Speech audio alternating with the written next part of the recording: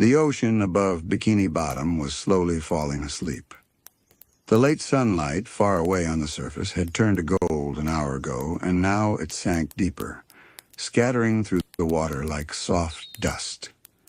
The coral hills dimmed from orange to violet, and the little shells that lined the roads gleamed faintly as though remembering the day's last light.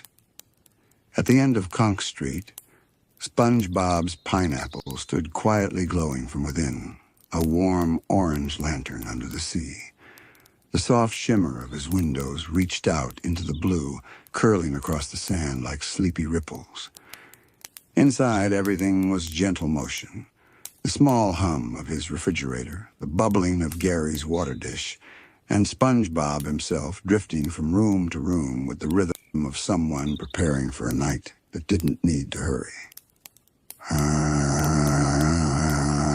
He wore his favorite striped pajamas, yellow and white. The fabric puffed slightly at the edges from too many cozy washes. He had just fluffed the last pillow on the couch and was now adjusting a tiny sea lantern near the corner, turning its brightness down until it glowed like melted amber.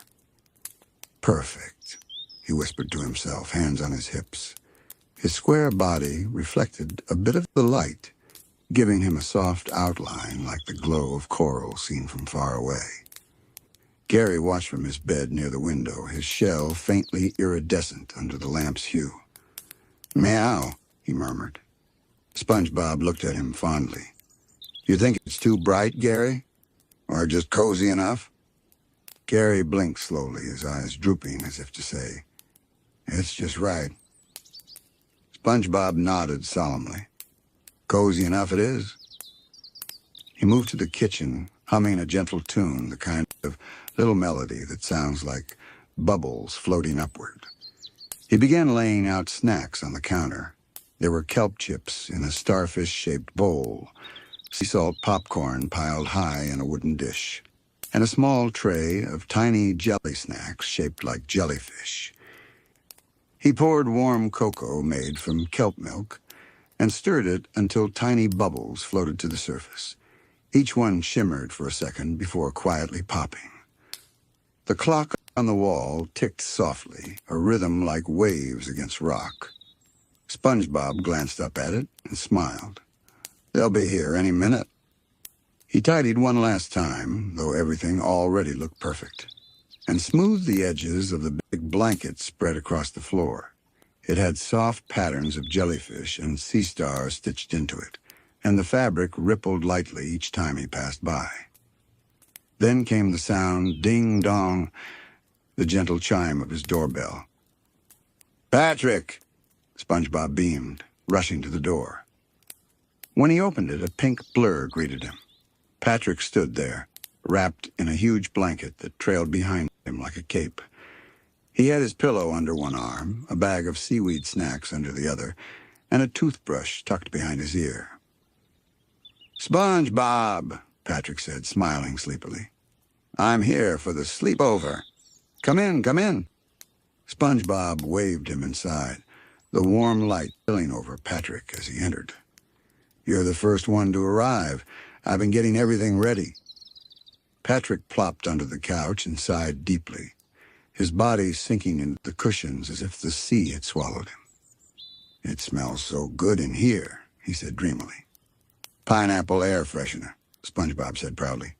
"It's the scent of home." Patrick nodded in slow approval. "It's like, fruity happiness." SpongeBob giggled. "That's exactly what I was going for." Just as they started arranging their pillows, another sound came, a soft knock this time. 3 light taps against the wooden door. "Oh," SpongeBob said, his eyes lighting up. "That must be Sandy." He opened the door, and there she was, Sandy Cheeks, wearing her night hoodie under her dome, holding a small wooden box and her acoustic guitar strapped across her back. "Evening, y'all," she said with a smile. "Hope I ain't too late. I brought something to help us unwind." "What's in the box?" SpongeBob asked, curiosity shining in his eyes. Sandy placed it gently on the table and opened it to reveal a steaming thermos, and 3 mugs. "Homemade nutty cocoa," she said proudly. "A Texas recipe, sweet, creamy, and makes you sleep faster than a lullaby." Patrick's eyes widened. "Sleep faster? I like that already." They all laughed, and Sandy set her guitar near the couch. She took a slow look around the Pineapple's living room, her expression softening. "You really made this place cozy, SpongeBob. Looks like we're in for a good night." SpongeBob blushed slightly. "Thanks, Sandy. I just wanted it to feel safe, you know? Like a dream you don't have to wake up from." "That's mighty poetic of you," Sandy said, smiling. Patrick nodded, already lying down under his blanket. "Wake me up when the dream starts." SpongeBob chuckled and adjusted the lava lamp on the side table. It glowed softly, orange and pink shapes, drifting slowly inside, like molten coral drifting in a current. The light shimmered across the walls, casting sleepy reflections on the ceiling. Outside the window, a few jellyfish floated by gentle, glowing dots that moved like slow thoughts. Their faint light danced across SpongeBob's floor in soft pulses.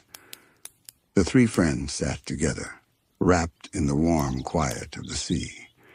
SpongeBob picked up the snail-shaped remote and pressed a button. The bubble TV flickered to life, its surface rippling as the image settled, an old black and white movie about a jellyfish explorer venturing through the vast ocean. "Classic," SpongeBob whispered. The TV's glow mixed with the lamp's orange, painting the room in sleepy tones of gold and blue. Patrick munched on popcorn without taking his eyes off the screen. Sandy held her mug of cocoa, steam curling gently into her dome. SpongeBob sat cross-legged on the blanket, his hands resting softly on his knees, his breathing in rhythm with the quiet hum of the movie. After a few minutes, SpongeBob turned the volume down until the sound was only a whisper, just the faint echo of the film's slow music. He looked around at his friends, smiled, and said softly, "Isn't it funny how nights feel different when you have company?" Patrick blinked slowly. "Yeah," he said in a low, sleepy voice. "It's like the air gets warmer, or softer. I don't know." Sandy sipped her cocoa. "That's 'cause friendship's its own kind of light," she said, her accent even softer now.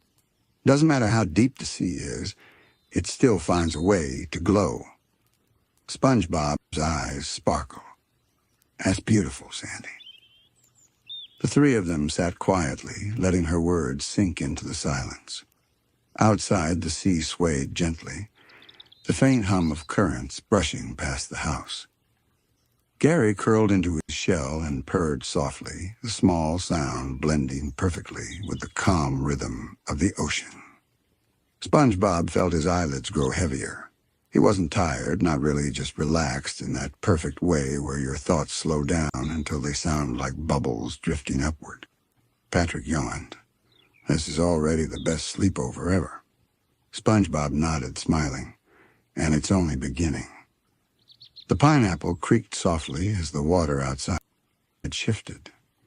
The movie played on, its scenes fading in and out, jellyfish, currents, quiet adventures.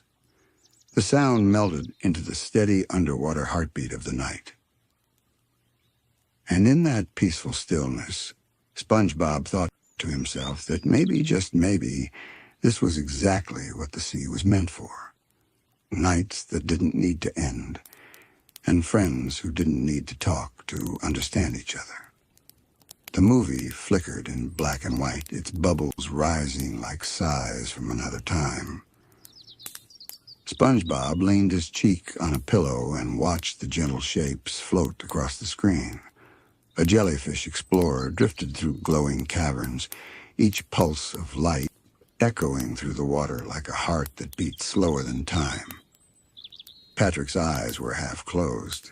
Every few minutes he'd blink slowly, then glance toward the snacks, take a lazy handful of popcorn, and miss his mouth by a few inches. The kernels floated around him, rising lazily before sinking to the floor like golden flakes of sand. Sandy noticed and chuckled quietly. "You're feeding the floor, Patrick." Patrick grinned.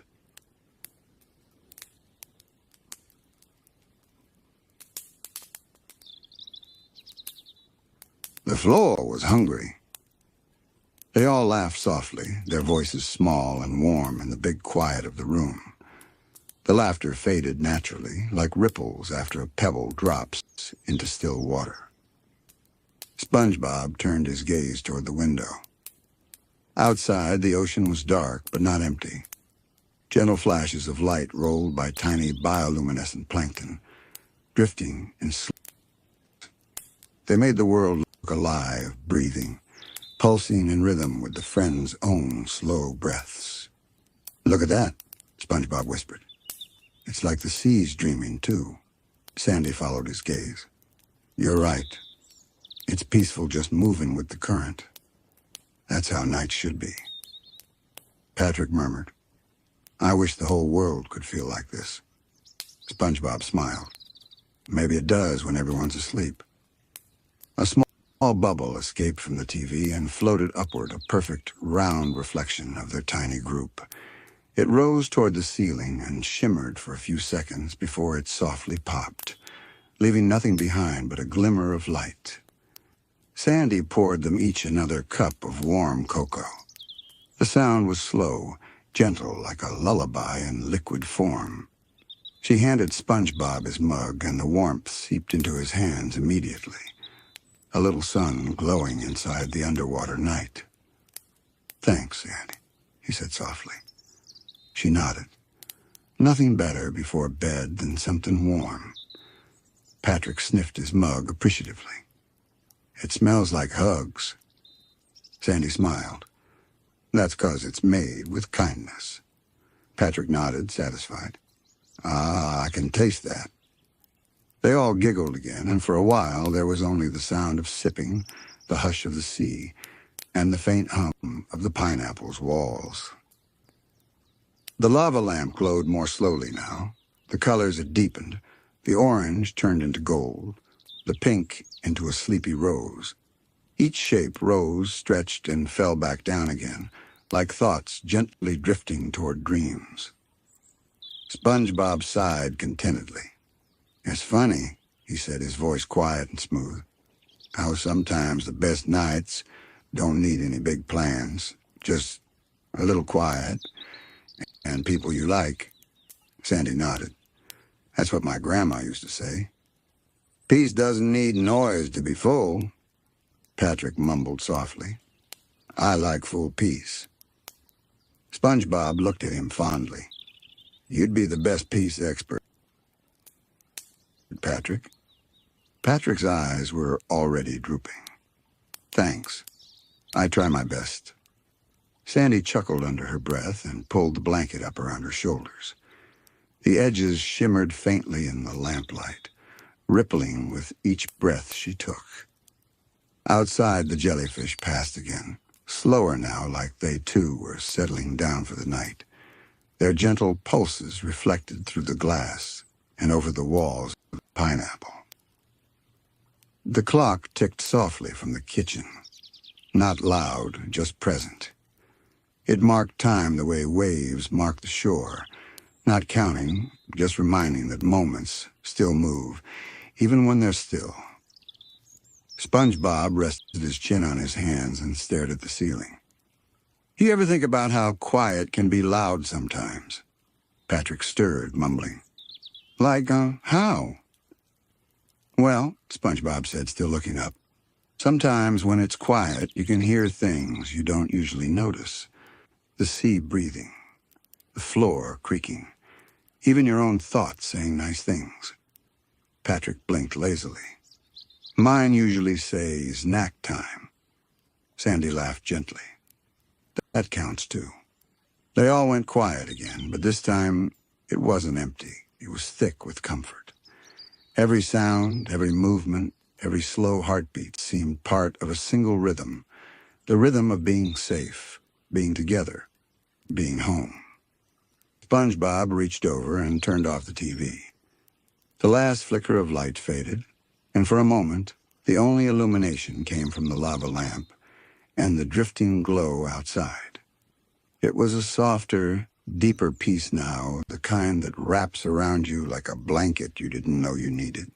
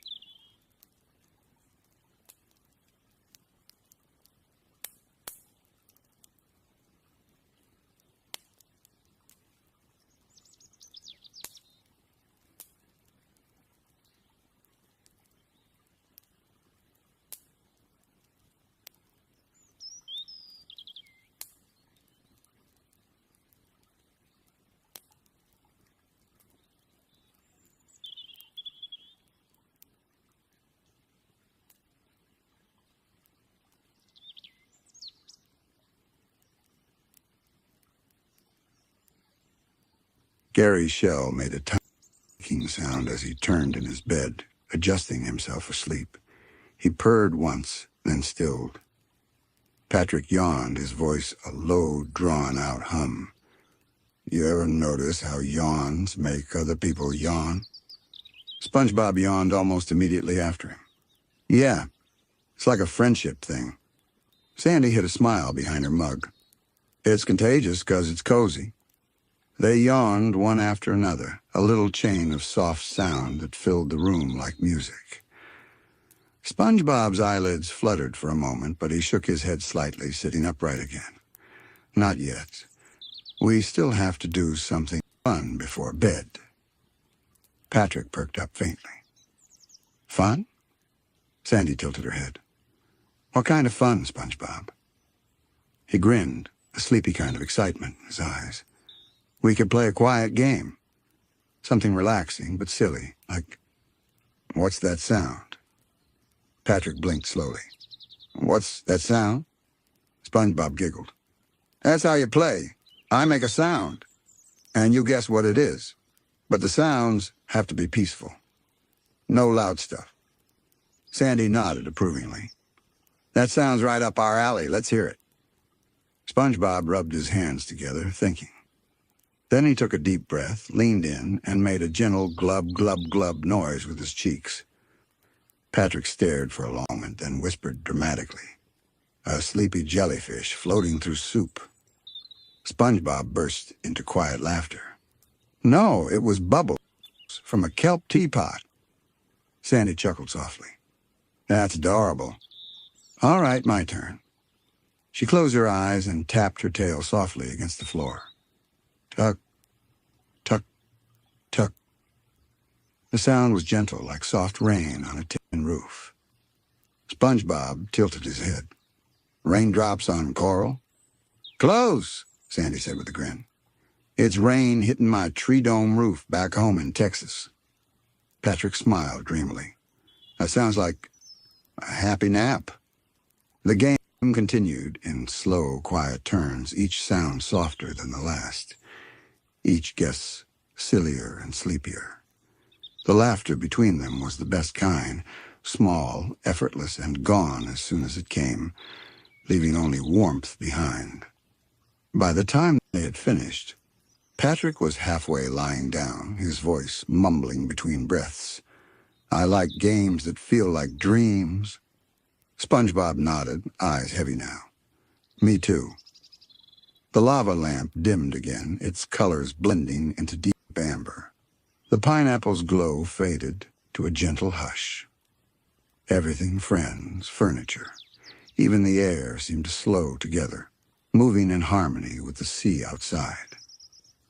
The quiet, drifted back in, gentle and full, like a tide returning to shore.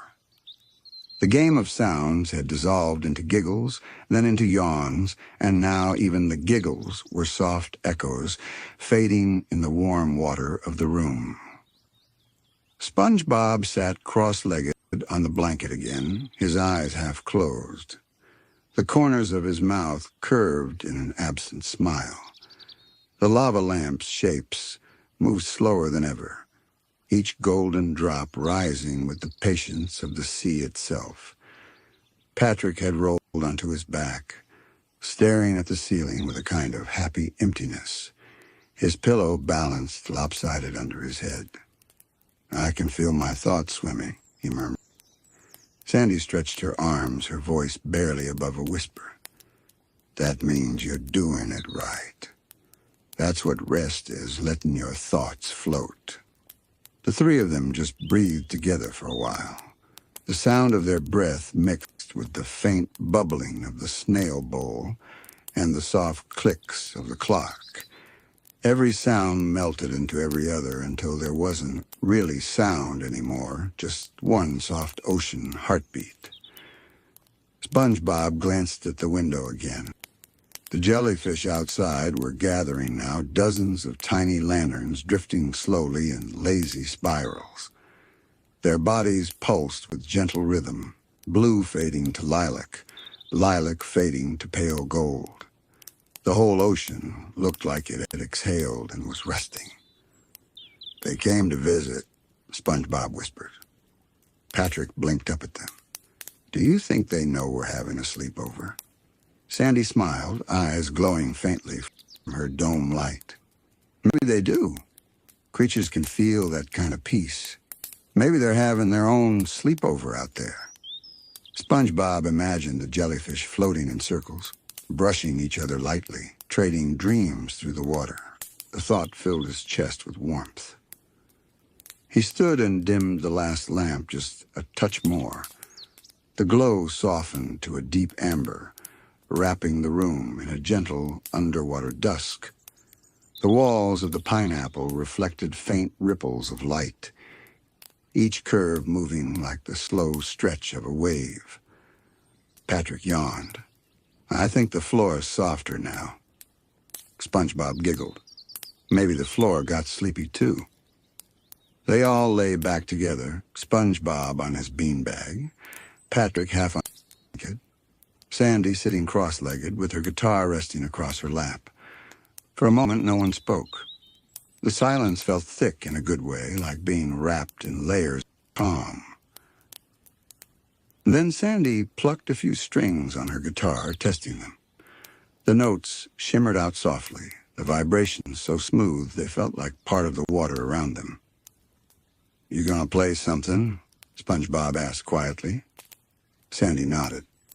"Just a little lullaby I learned from home." She began to play slow chords, deep and round, flowing together like gentle waves, touching the shore and sliding back again. The melody was simple, but each note lingered long after it sounded. SpongeBob closed his eyes, letting it move through him. Patrick murmured, "That sounds like moonlight feels." Sandy smiled, not missing a beat. "That's exactly what it's supposed to sound like." The song continued, soft and unhurried. Between each phrase, the water hummed in the silence, carrying the echo across the room. SpongeBob had felt his whole body grow lighter, as if the notes had taken the weight out of him. When the last chord faded, it didn't really end, it just drifted away. Nobody clapped or spoke. The moment didn't need any words. SpongeBob breathed deeply, his voice like a whisper through coral. "That was beautiful, Sandy, like the sea singing itself to sleep." "Thank you kindly," she said. "My mama used to play it on nights when the cicadas stopped buzzing. Said it kept the air from forgetting to hum." Patrick blinked slowly, smiling. "I like humming air." They all laughed, but softly, more like smiles turned into sound.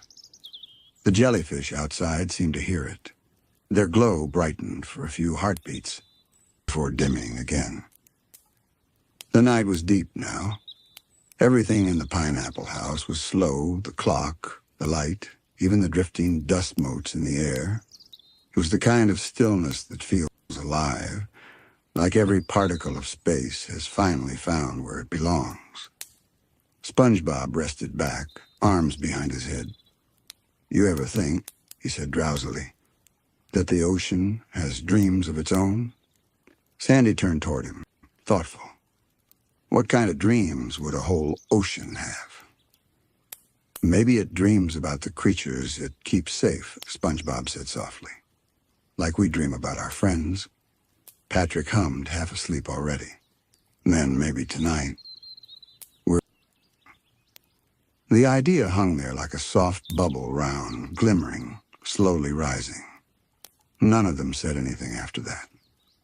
The thought was too perfect to touch. A faint current rolled past the house. The curtains swayed, brushing against the window frame in slow rhythm.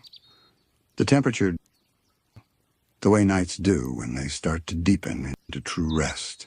Oh, SpongeBob pulled his blanket closer and closed his eyes for a moment. Behind his eyelids, the lava lamp's glow painted warm colors, shifting shapes of amber and rose that moved like underwater sunsets. Sandy leaned her guitar against the wall. "All right, boys," she said quietly. "We got a long night of doing nothing ahead." Patrick snored softly in response. SpongeBob giggled. "He's already winning." They let him sleep. The sound of his gentle snores became another part of the night's music, a low, slow rhythm that filled the spaces between breaths. Sandy took a seat beside SpongeBob, both of them watching the jellyfish glow outside. "You ever miss the surface?" SpongeBob asked, his voice small. "Sometime," she admitted. "Mostly the open air and the smell of pine after it rained. But there's something special about being down here, too. The quiet has its own kind of honesty." SpongeBob nodded.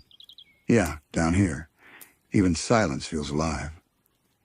They sat together in the hush, watching the last waves of light from the jellyfish drift away.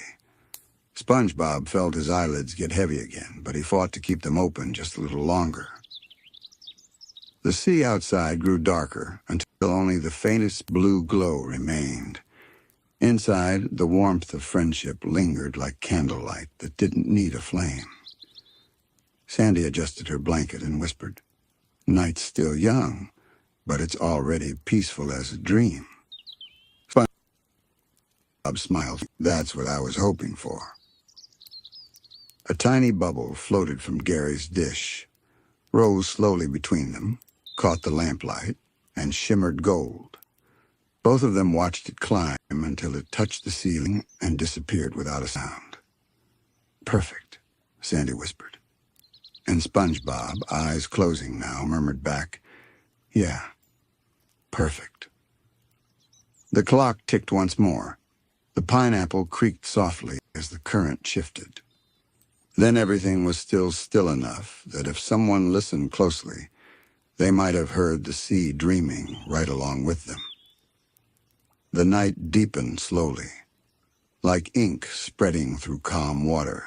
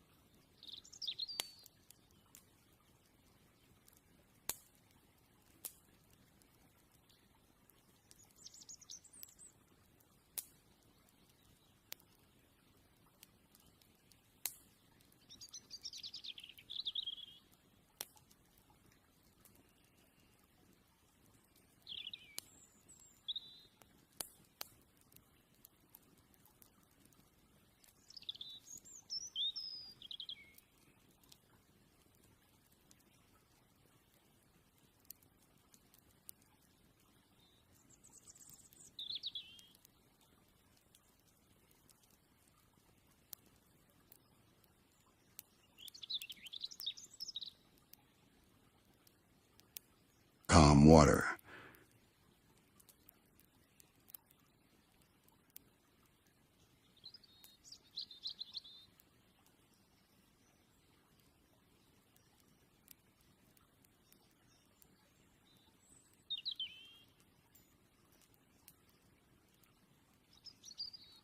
The pineapple house had become its own little world, warm, glowing faintly, separated from the endless blue that lay beyond its walls. Inside, the friends had fallen into a kind of half-silence. Patrick snored softly, an occasional bubble slipping from his mouth and wobbling toward the ceiling before popping with a tiny sigh. SpongeBob and Sandy watched it happen a few times, smiling but not speaking. Words felt too heavy for the air, now the kind of air that seems to hum softly on its own. Sandy finally broke the quiet with a whisper. "He sleeps like a cloud." SpongeBob giggled faintly. "A very loud cloud?" They both chuckled slow, sleepy laughs that melted into the water like honey dissolving in tea. The lamp flickered once. Its glow had grown dimmer now, fading to a warm amber gold, the color of evening dreams. The lava inside moved sluggishly, one slow orb rising, then sinking again, as if it too was drifting off. Gary stirred in his bowl, giving a tiny, contented meow before curling tighter into his shell. SpongeBob watched him for a while, admiring the small rhythm of his breathing. Everything in the house seemed to be breathing together, the way the curtains swayed, the faint pulse of the jellyfish outside, the bubbles that rose from somewhere deep within the walls. Sandy reached out, brushing the edge of the blanket over SpongeBob's shoulder. "You look like you're about to drift right off." SpongeBob shook his head, smiling softly. "I just don't want to miss it." "Miss what?" "This moment," he said. "When everything is quiet but still alive. When even the water feels like it's listening." Sandy tilted her head. "That's mighty poetic of you." He grinned shyly. "I think Patrick's dreams are into me." That made Sandy laugh again. The night had grown deep and still, the kind of still that hums quietly beneath the surface. SpongeBob stirred first, not quite awake but not fully asleep either, floating in that slow, soft space where dreams and real life blend together. The lamp was barely glowing now, a faint ember behind its glass belly.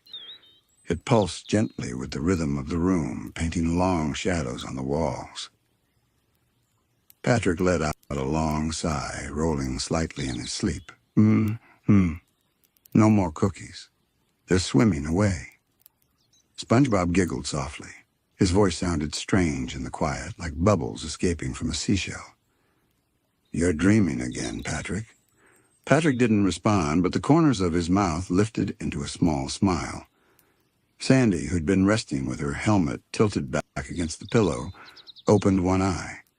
Her voice was still wrapped in sleep. "What's he dreaming about this time?" "Cookies," SpongeBob whispered, leaning closer. "And maybe floating?" Sandy smiled faintly. "That's Patrick, all right." The room was so peaceful that even their words seemed to float slower, stretching out like gentle waves rolling through the water. SpongeBob tucked the blanket up to his chin. "You know," he said softly, "when I was little, I used to tell Gary stories every night before we fell asleep. I thought it helped him dream better." Sandy turned her head slightly. "That's mighty sweet. What kind of stories did you tell him?" SpongeBob's eyes lit faintly. All kinds. Some about jellyfish kingdoms, some about treasure buried under the sand dunes. Sometimes about the old coral that could talk if you listened close enough." He paused, smiling at the memory. "Gary would always look bored, but I think he liked them." Sandy chuckled, pulling the blanket a little closer. "Why don't you tell one now?" SpongeBob blinked. "Now? Well, sure. Ain't a better time for a bedtime story than bedtime, is there?" Patrick mumbled something incomprehensible in his sleep and then added dreamily, "Story time." That settled it. SpongeBob sat up just a little, enough for the lamp's faint glow to touch his face. The pineapple walls gleamed softly around him, reflecting light like sleepy waves. "Okay," he whispered. "This one's called The Coral That Remembered Everything." Sandy smiled and rested her chin on her knees, listening. SpongeBob took a small breath. "Once upon a time, there was a piece of coral sitting right in the middle of the great reef. It wasn't the prettiest coral or the brightest or even the biggest, but it had something no other coral had: memory." His voice flowed slowly, soft and full of warmth. It remembered every current that had ever passed through it, every fish that ever brushed against it, every shimmer of light that ever touched its branches. It even remembered the day the ocean was born, or at least that's what it said. Patrick made a faint sound like a curious "huh?" but didn't wake. "The coral liked to tell stories to the baby fish," SpongeBob went on. "Whenever a school passed by, it would whisper tales about the time the sea first learned how to sing, or the time a lost bubble floated so high it found the moon and came back glowing silver." Sandy's eyelids fluttered, heavy but smiling. "That's a mighty poetic coral." SpongeBob nodded. "It said it was the only way it knew how to stay alive, by remembering, and by sharing what it remembered.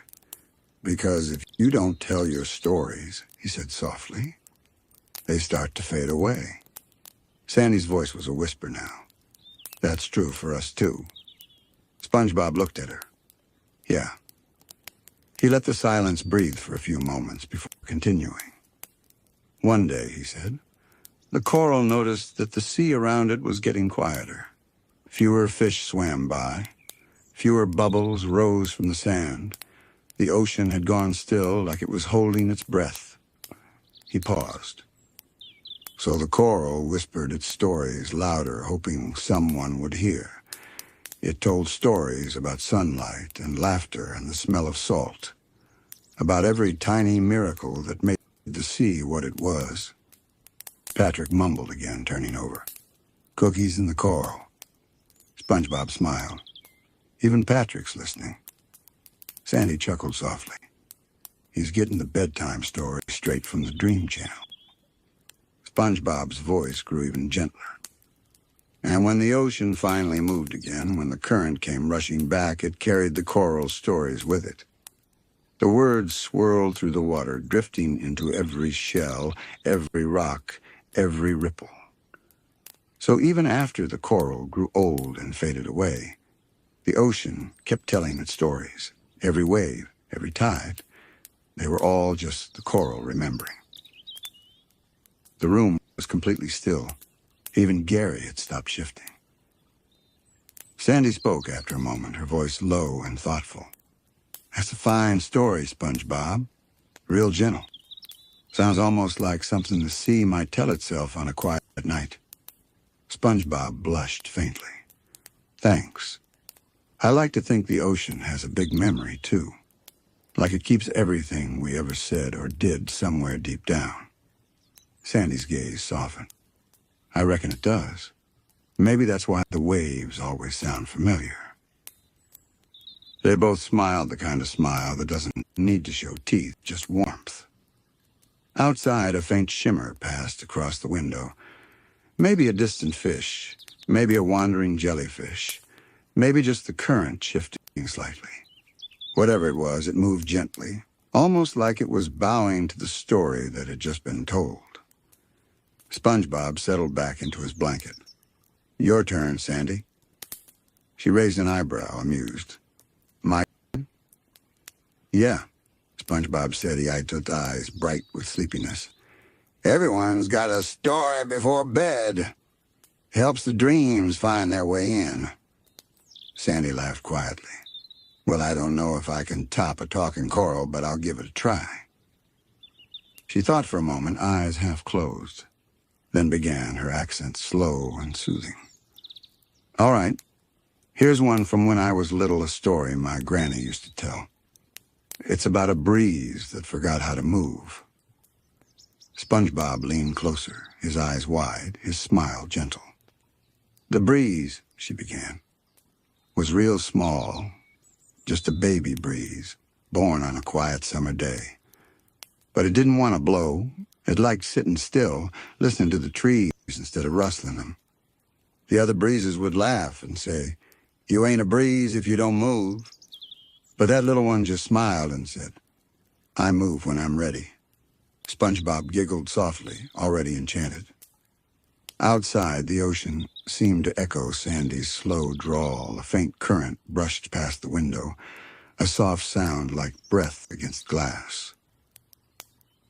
The night continued its calm rhythm stories, floating gently through the quiet water, words turning into ripples, ripples turning into dreams. And somewhere far beyond, the sea listened and remembered.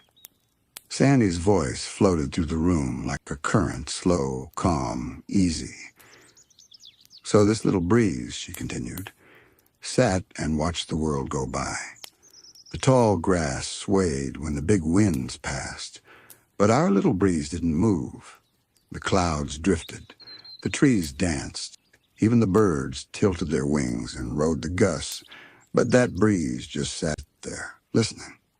SpongeBob smiled softly, the glow from the lamp making his eyelids shimmer. What was it listening to? Sandy's tone turned quieter. Everything. The rustle of the leaves, the hum of the bees, even the way the world sighed at sunset. The breeze learned all those sounds, kept them tucked away like secrets. She adjusted her blanket, voice barely above a whisper now. Then one day, a dry seed fell from a tall tree and landed right beside that quiet little breeze. The seed said, "Hey, could you help me move? I gotta get to the soil so I can grow." SpongeBob tilted his head dreamily. Did the breeze help? Sandy nodded slowly. It did. For the first time ever, it took a deep breath and gave the gentlest puff it could. And wouldn't you know it, that tiny enough. The seed rolled into the soil, found a good spot, and started growing. The breeze had finally moved, but soft enough to help not. The corners of SpongeBob's eyes softened. That's beautiful. Patrick stirred, blinking groggily. What's beautiful? Sandy smiled. A breeze, Starfish. Just a little one that learned how to move when it was ready. Patrick yawned so wide it almost echoed. Oh, that's nice. Then he flopped back down, already halfway to sleep again. SpongeBob whispered, "That story feels like the room right now." Sandy raised a sleepy brow. How's that? It's quiet, SpongeBob said, but still moving. Sandy grinned, impressed. You got a poet's soul, SpongeBob. He giggled shyly. Or maybe I'm just sleepy. Sandy chuckled. Well, sometimes that's when the truth slips out easiest. The lamp flickered softly, and for a moment, the whole room glowed golden. Outside the dark sea shimmered the faint reflections of passing jellyfish, or maybe just the memory of light. Patrick rolled onto his side, eyes closed but smiling. My turn for story, he murmured suddenly. Sandy and SpongeBob exchanged a glance. Are you sure you're awake enough to tell one? Sandy asked. Patrick's voice was muffled by the pillow. I'm half awake. That's when my stories are the best. SpongeBob grinned. Let's hear. Patrick hummed for a moment, then began slow and dreamy. Okay. Once upon a time, there was a pink rock. It lived in the sand, under a big coral arch, and the rock had one dream: to see the sky. SpongeBob whispered, A rock with a dream? Patrick nodded, still half asleep. Yeah, every day. It would listen to the fish and the bubbles and think, I want to see where all that light comes from. But rocks don't move, So it waited, for years and years and years. Sandy listened, smiling gently. One day, Patrick continued, a sea snail came along and said, "Why are you staring up all the time?" And the rock said, "I'm trying to see the sky." And the snail said, "You can't move." And the rock said, "I can wait." SpongeBob and Sandy stayed perfectly quiet, letting his sleepy story unfold. Then one day, Patrick murmured, a big wave came by. It was strong and deep, and it picked up the rock just for a second, just one, and carried it high enough to see the surface. The rock saw the sky, blue and wide and bright. It smiled if rocks can smile, and then the wave set it back down again. Patrick paused. His voice softened even more. The rock didn't mind going back to the sand. It had seen what it wanted, and now it could dream about it forever. He gave a little sigh. The end. For a few seconds, nobody spoke. Then SpongeBob whispered, "Patrick, that's beautiful." Patrick mumbled, I know," before drifting back into his quiet snoring. Sandy smiled. "Well, I'll be. Didn't think he had that one in him." SpongeBob laughed softly. "Patrick always surprises me. Even when he's half asleep, his heart's wide awake." They both lay there again, the calm settling around them like a blanket. Outside, the ocean swayed with the rhythm of their breathing. It felt as if the stories had seeped into the water, each one floating softly through the sea like glowing threads of memory. SpongeBob whispered, "I like stories like that. Ones that don't need to go anywhere big, just somewhere quiet." Sandy nodded. Sometimes the quietest stories last the longest. The clock ticked faintly. The lava lamp made one last slow bubble, rising through the dim light before breaking at the top. SpongeBob traced shapes on the blanket with his finger. "You ever think maybe every story we tell stays somewhere? Like in the water or the sand or the bubbles?" Sandy smiled, her voice soft as foam. "I reckon that's true. Maybe the sea's full of old stories floating around, waiting for someone to listen again." SpongeBob's eyelids drooped a little. "Then maybe the sea's listening right now." "Could be," she said. "Might be we're telling it a bedtime story, too." They both went quiet again, listening to the faint sounds around them, the hush of water moving past the walls, the slow creak of the pineapple shell, Patrick's gentle snores blending into the hum of the sea.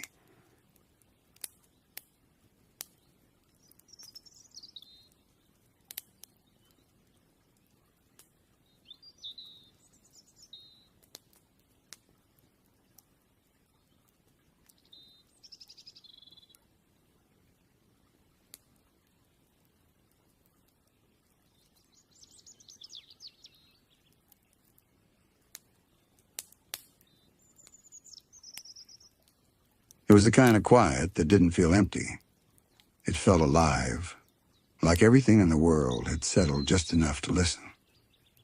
SpongeBob whispered, "You know what I like best about stories?" "What's that?" Sandy asked. "They make the night feel smaller, like it's not so big and dark anymore, just close enough to hold." Sandy's smile deepened. "That's mighty true. Guess stories are kind of like light that doesn't need a lamp." SpongeBob blinked slowly. "Yeah, they glow from the inside."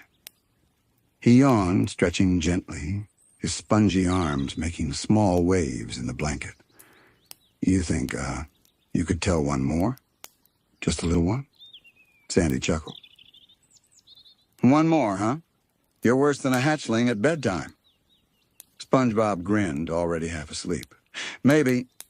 Sandy thought for a moment, her eyes on the window where faint shadows drifted by. "All right, then. One more.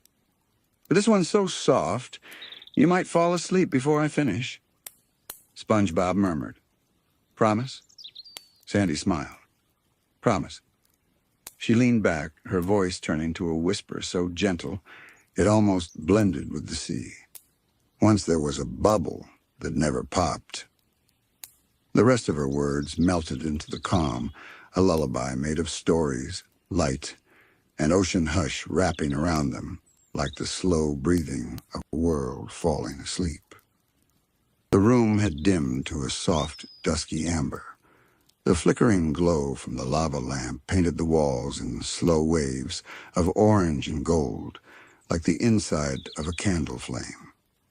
The air felt thick with warmth, thick with that peaceful heaviness that happens when everyone's almost ready to drift away, but not quite ready to let the night end. Sandy rested her guitar beside the couch and leaned back on her pillow, her tail swishing slowly behind her. Patrick had already started slipping deeper into that half-dreaming state, his eyes half-lidded, his breathing steady, the faintest smile still on his face. SpongeBob lay on his side, chin resting on his folded arms, looking between his two best friends with that deep, quiet fondness that always came out when everything slowed down. He exhaled softly. You know what I like about nights like this, he murmured. You can hear the ocean talk. Sandy opened one eye, smiling gently. What's it say tonight? SpongeBob tilted his head, pretending to listen carefully. The faint hum of the sea outside drifted through the window, soft, distant currents brushing over the coral like lullaby strings. It says, everything's okay. You did enough today. You can rest now. Patrick let out a sleepy giggle. That's a nice ocean. It's the same one that sings to us every night, SpongeBob replied, voice barely above a whisper. Sometimes we're just too busy to listen. For a while, none of them spoke. The pineapple's inner walls creaked softly as if agreeing, as if the house itself wanted to join in their quiet. A few lazy bubbles floated up from the small tank in the corner, breaking the silence with a soft blip that made SpongeBob smile faintly. Sandy turned her head toward the others. You know, she said, her voice like a soft hum. Where I come from, before bedtime, we used to tell little porch stories.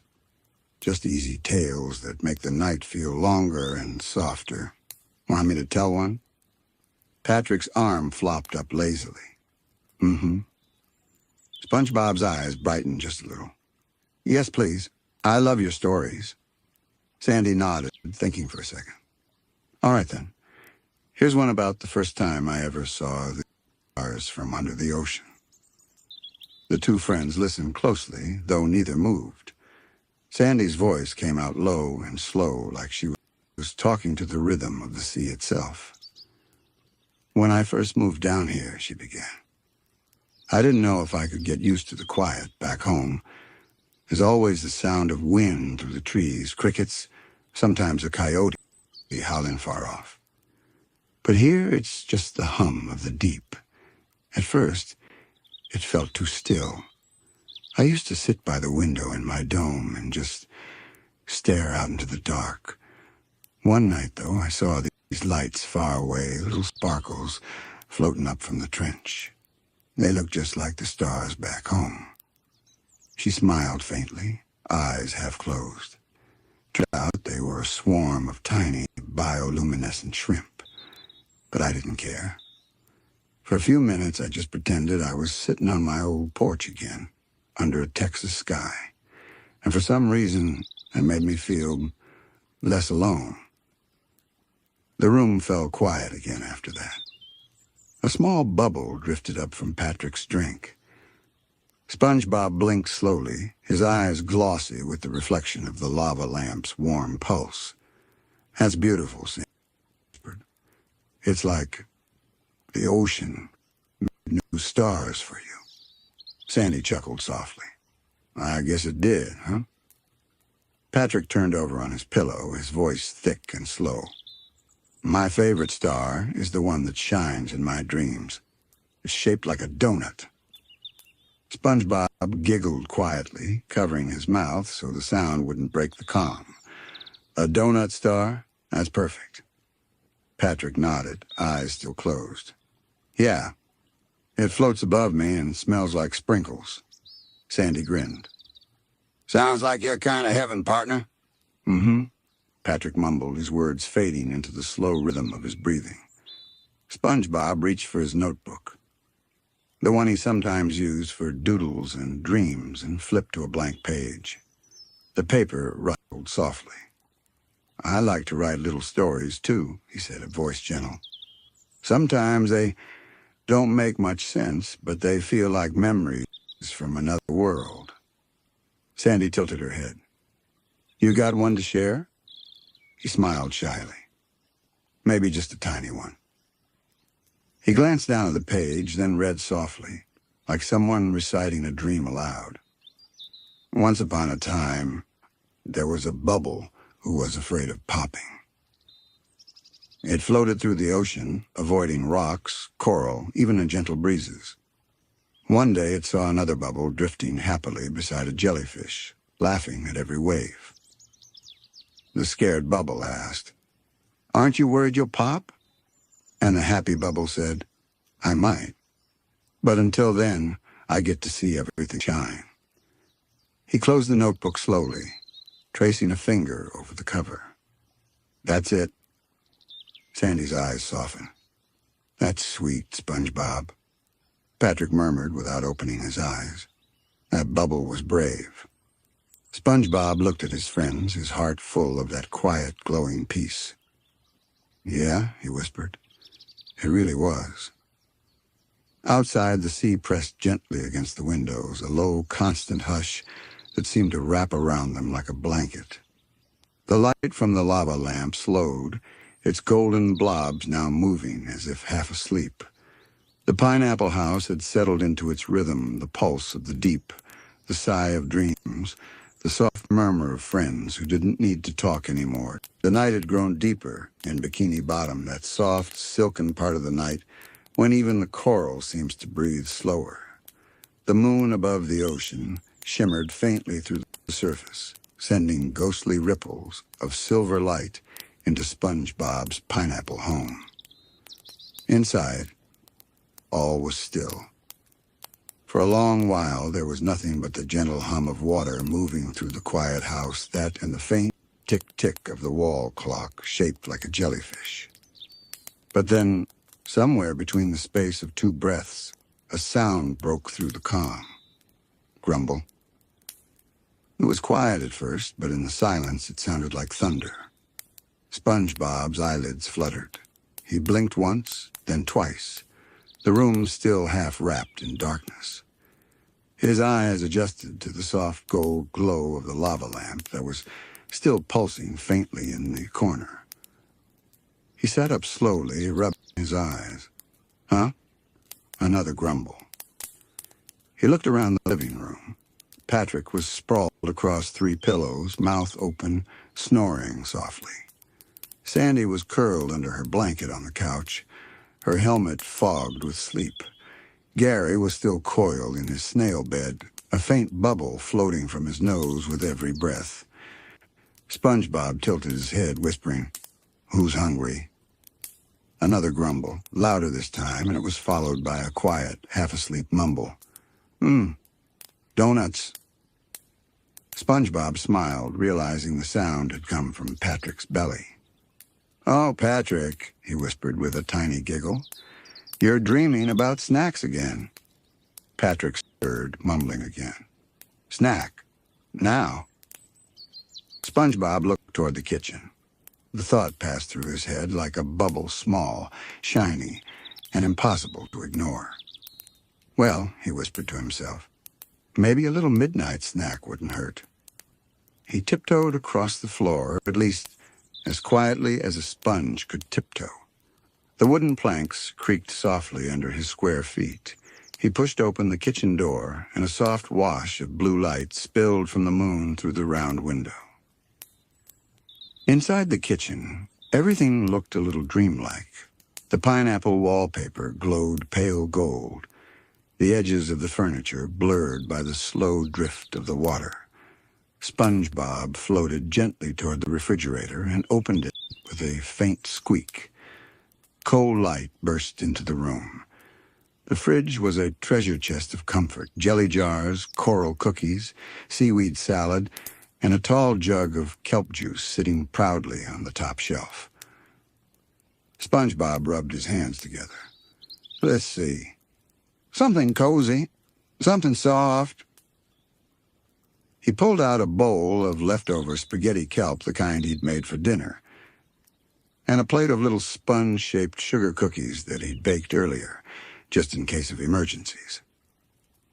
As he set them on the counter, he heard another sound behind him, a low, slow shuffle, followed by a yawn. Patrick stood in the doorway, wrapped in his blanket like a giant pink burrito. His eyelids drooped halfway, and his pillow was still clinging to his back. I smelled cookies, he mumbled. SpongeBob smiled. Patrick, you were dreaming about donuts. Patrick blinked, trying to wake up. I was? He rubbed his stomach thoughtfully. That explains why my dream was delicious. SpongeBob stifled a laugh. Come on, sleepyhead. You're just in time for a midnight snack. Patrick's face lit up in slow motion. Snack time is the best time. The two friends sat at the little kitchen table, SpongeBob with his tidy napkin and small fork, Patrick with his blanket still wrapped tight around him like a sleepy cape. The quiet of the night made every tiny sound feel louder: the clink of a spoon, the hum of the refrigerator, the soft fizz of kelp juice being poured into glasses. They started eating, and for a while neither said anything, just soft munching and the kind of silence that feels cozy instead of empty. Patrick finally sighed, eyes half closed. You know, he said dreamily, food tastes better at night. SpongeBob nodded, chewing thoughtfully. I think it's because everything's quiet. You can actually hear the flavor. Patrick blinked. Hear it? Sure, SpongeBob said with a grin. Like right now. My spaghetti sounds like a lullaby. Patrick leaned over his plate, listening carefully. Mine sounds like crunchy dreams. They both burst into sleepy laughter, the sound muffled by food and giggles. It echoed softly through the kitchen, bouncing off the walls and mixing with the hum of the ocean outside. Sandy stirred from the couch, her ear twitching under the helmet. She opened one eye, saw the faint light glowing from the kitchen, and smiled to herself. She could hear their soft voices drifting through the quiet, SpongeBob's cheerful whisper, Patrick's slow, goofy laughter. She sat up and stretched. I guess the boys couldn't make it till morning without raiding the fridge, she said to herself, amused. Sandy floated into the kitchen, still holding her blanket around her shoulders. You two making trouble, or just memories? SpongeBob turned around, eyes bright.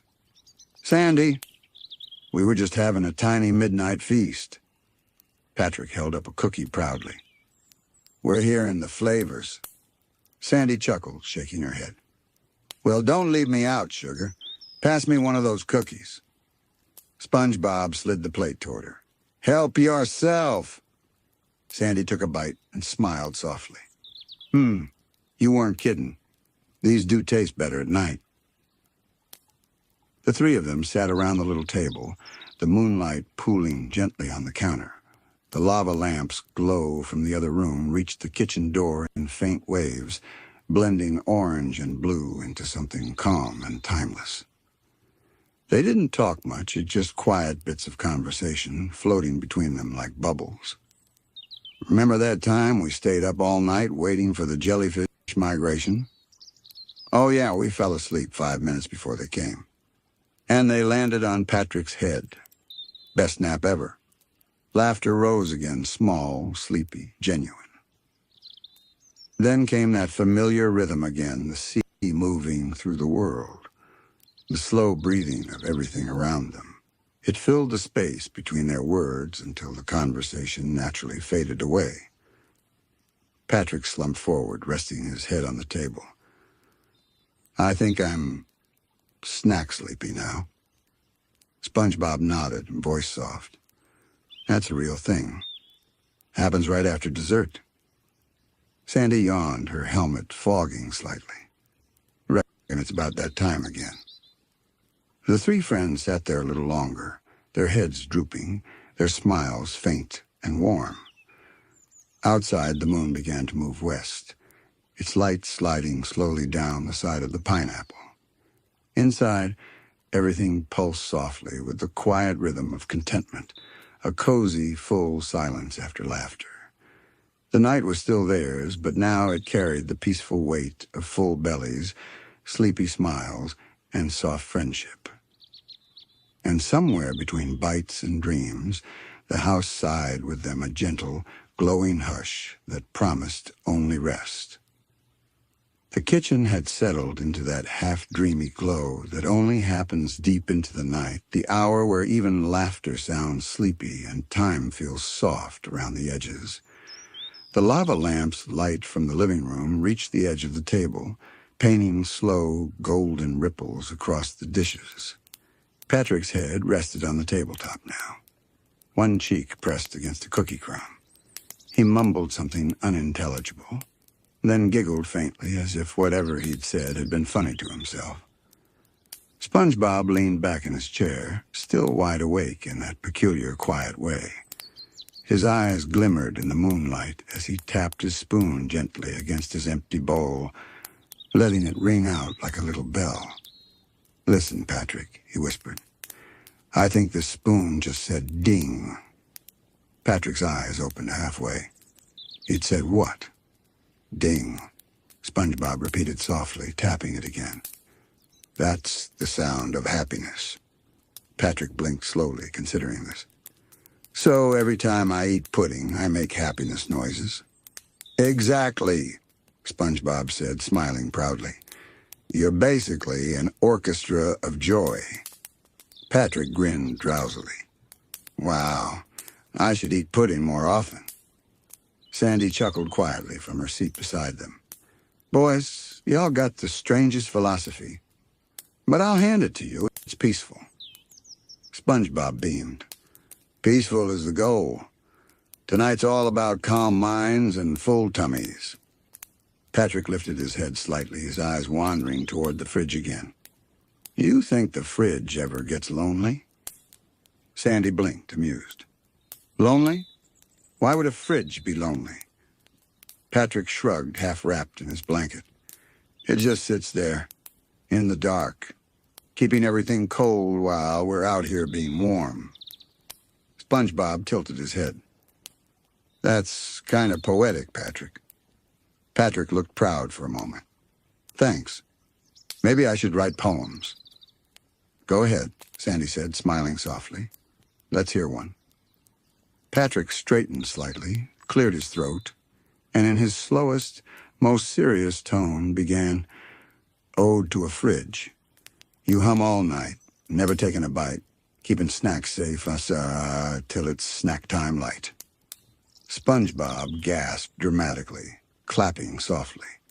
Patrick, that's beautiful. Sandy nodded approvingly. That might just be the finest refrigerator poem in all of Bikini Bottom. Patrick yawned and smiled proudly.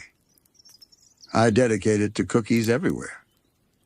They all laughed again, that kind of low, fuzzy laughter that's too tired to be loud but too happy to stop. It filled the room with a gentle rhythm, blending perfectly with the ocean's slow song outside. After a while, Sandy leaned back in her chair, eyes half-lidded. You know, she said, these little moments around with y'all, telling nonsense stories, they remind me of nights back home. My friends and I would sit on the porch after midnight, eating pecan pie, talking about nothing at all. The crickets would chirp, and everything felt safe, like the world had tucked itself in. SpongeBob rested his chin on his folded hands. That sounds so peaceful. It It was, Sandy said softly. Different kind of quiet from this, though. Up there, the silence had air in it. Down here, its thicker feels like the whole ocean's holding its breath with you. Patrick's head bobbed slowly. The ocean holds its breath? Sure does, Sandy said, grinning.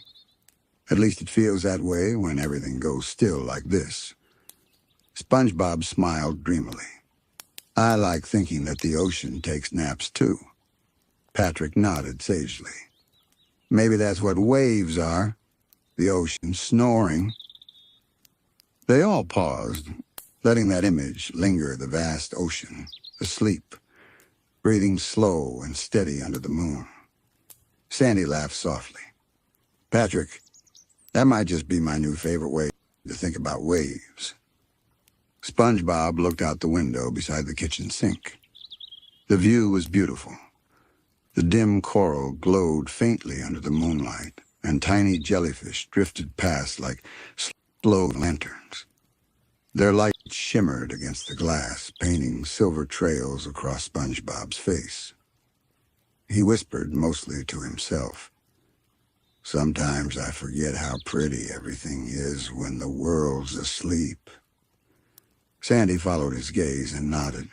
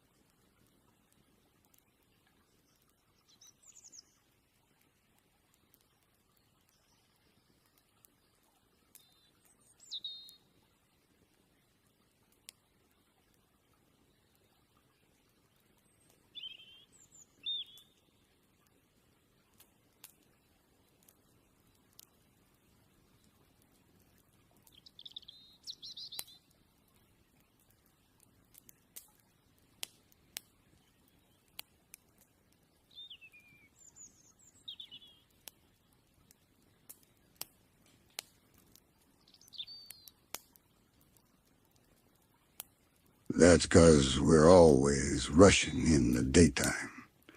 The quiet's easier to see things through. Patrick let out a sleepy snort, jolting himself awake. Huh? Did I miss something pretty? SpongeBob giggled. Just the ocean being itself. Patrick blinked at the window. Good job, ocean. Sandy chuckled. Real motivational speech right there. Patrick raised his cookie like a toast. To the ocean. SpongeBob picked up his glass of kelp juice.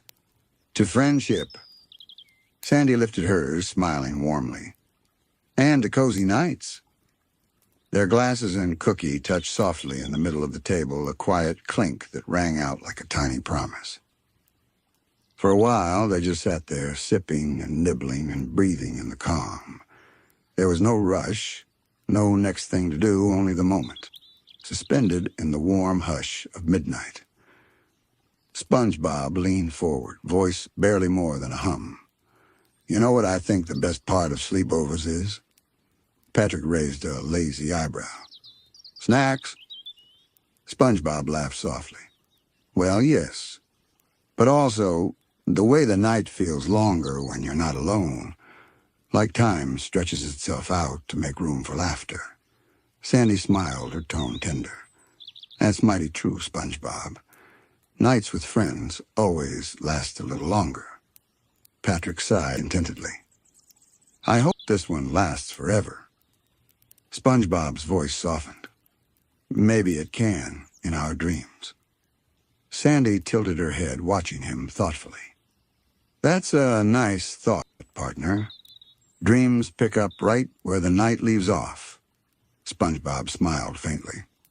Then let's make this night something worth dreaming about. Outside, a slow current drifted by, brushing against the windows with a gentle whisper, as if the ocean itself was agreeing. The lava lamp flickered once, then settled back into a steady pulse. Its golden blobs floated like miniature suns, rising and falling in perfect sleepy rhythm. Patrick's eyes drooped again, his cookie slipping from his fingers. "I think I'm halfway to dreamland already," he mumbled. Sandy stood slowly, stretching her arms. "All right, you two finish your snacks, and let's head back to the living room before you fall asleep on the table." SpongeBob smiled. "Yes, ma'am." He stacked the plates carefully while Sandy tidied up the crumbs. Patrick didn't move for a moment, then floated up just enough to follow them, still swaddled in his blanket. As they drifted back toward the living room, the house seemed even cozier than before, the air warm and humming softly, with the afterglow of laughter. The clock ticked, the sea breathed, and the night wrapped around them like a soft current, carried their quiet happiness forward. Back in the living room, the warm glow of the lava lamp felt like a welcoming smile. Its light pulsed slowly, golden and calm, while faint trails of bubbles drifted upward from the corners of the room's fish-shaped decorations. SpongeBob, Sandy, and Patrick shuffled in, each moving with the sleepy, happy rhythm of friends whose laughter had softened into comfort. Patrick plopped down onto the couch first, wrapping himself tighter in his blanket until he looked like a big pink burrito. "I'm so full," he murmured, his voice thick with drowsiness. "I think even my dreams are going to be snacks." Sandy grinned, sitting cross-legged on the rug. "Dreams made of cookies and pudding, huh?" Patrick nodded slowly. "And maybe a sandwich that never ends." SpongeBob giggled as he adjusted the pillows around him. "Sounds like a dream I'd like to visit." He sank back, sighing happily. The faint ticking of the wall clock mingled with the soft hum of the ocean outside. The house itself seemed to breathe, creaking lightly as if settling into its own slumber. For a long, peaceful moment, none of them said anything. They just existed together, surrounded by the kind of silence that feels full instead of empty. Then out of nowhere, SpongeBob whispered, "You ever notice how midnight feels like it's smiling?" Patrick blinked slowly. "Midnight can smile?" "Sure it can," SpongeBob said, eyes bright even in the dim light. "It's not a big grin or anything more like a secret smile, the kind you get when you're holding a good memory." Sandy tilted her head, thinking. "That's mighty poetic, SpongeBob. Midnight does have a quiet sort of joy to it." "Exactly," SpongeBob said softly. "It's like the world finally remembers to breathe." Patrick let out a long, content sigh. "Then I think I'm breathing with the world right now." Sandy chuckled. "That's one way to put it." SpongeBob reached for his notebook from the side table, the same one he used for jotting down his dream ideas. He flipped it open carefully. "I've been writing down things that make me feel calm lately," he explained. "Helps me remember them when I can't sleep." Patrick leaned closer, his blanket trailing off the couch. "What kind of stuff?" SpongeBob looked down at the little doodles scattered across the page, drawings of jellyfish, kelp tea, a smiling moon. "Little things," he said. "The sound of bubbles, the smell of fresh pancakes, the way jellyfish glow when you whisper to them." Sandy smiled warmly. "That's real sweet, SpongeBob. You've got yourself a gratitude list." SpongeBob blinked. "A what?" "A gratitude list," she repeated. "Something I used to write back home when I felt restless. Helps remind you of what's good in the world, even on quiet nights." Patrick's eyes widened. "Can I make one too?" "Of course," SpongeBob said cheerfully, sliding the notebook across the rug toward him. "Go ahead." Patrick picked up the pencil clumsily, gripping it in both hands. He stared at the blank page for a long moment, then began writing very slowly, very seriously. Sandy leaned over curiously. "What'd you put?" Patrick turned the notebook around, revealing 3 big, uneven lines of text. 1, friends. 2, snacks. 3, naps. SpongeBob clapped softly. "Perfect. As everything important in life." Patrick grinned proudly. "I'm basically a philosopher." Sandy laughed. "That's one way to describe it, sugar." They passed the notebook around, adding their own little notes. Sandy wrote quiet nights and good company, while SpongeBob added the ocean when it's dreaming. The page filled with simple words that somehow felt enormous in their meaning, a tiny snapshot of contentment in pencil form. Patrick looked at it one last time, yawning. "We should frame that." SpongeBob smiled softly. "Maybe we don't need to. We're already living it." The room fell quiet again, save for the faint sound of bubbles popping from the lava lamp. Its light shifted from gold to deep amber, painting their faces in soft, sleepy tones. Patrick's eyelids fluttered. "Hey, remember when we used to camp out in jellyfish fields?" SpongeBob nodded, eyes distant and fond. "Of course. We roasted sea marshmallows and told stories about the jellyfish king." Patrick chuckled weakly. "And you kept hearing that weird buzzing noise, but it was just your alarm clock." SpongeBob giggled. "Hey, that alarm clock had rhythm." Sandy smiled at the memory she didn't even share, but somehow could picture perfectly.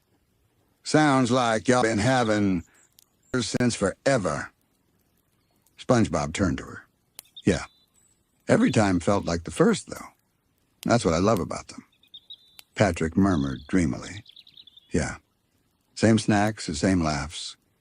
Always feels new." Sandy rested her chin in her palm.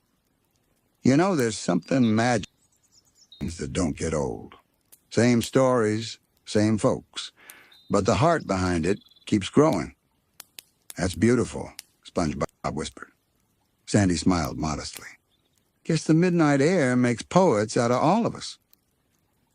They all chuckled quietly again, laughter so soft it barely stirred the air.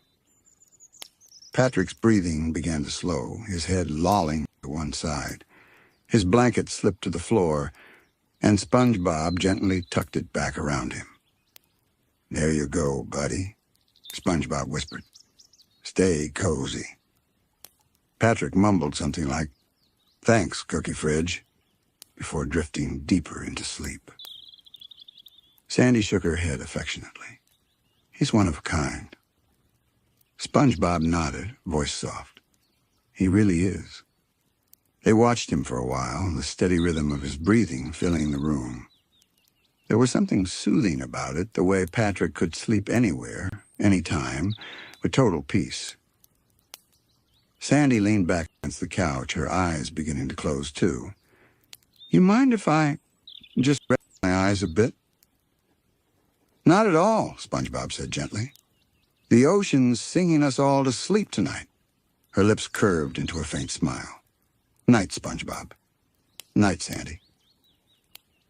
As her breathing steadied, SpongeBob sat quietly between them, the last one awake, as he often was. The room was wrapped in a kind of hush that only comes once in a blue moon, deep, safe, almost sacred. The pineapple stood quietly beneath the sea, its windows dim, its rooms heavy with the hush of deep night. The gentle pulse of the ocean rolled around its soft waves brushing against coral, the faint hum of sea currents weaving through the silence. Inside the living room was a still picture of peace.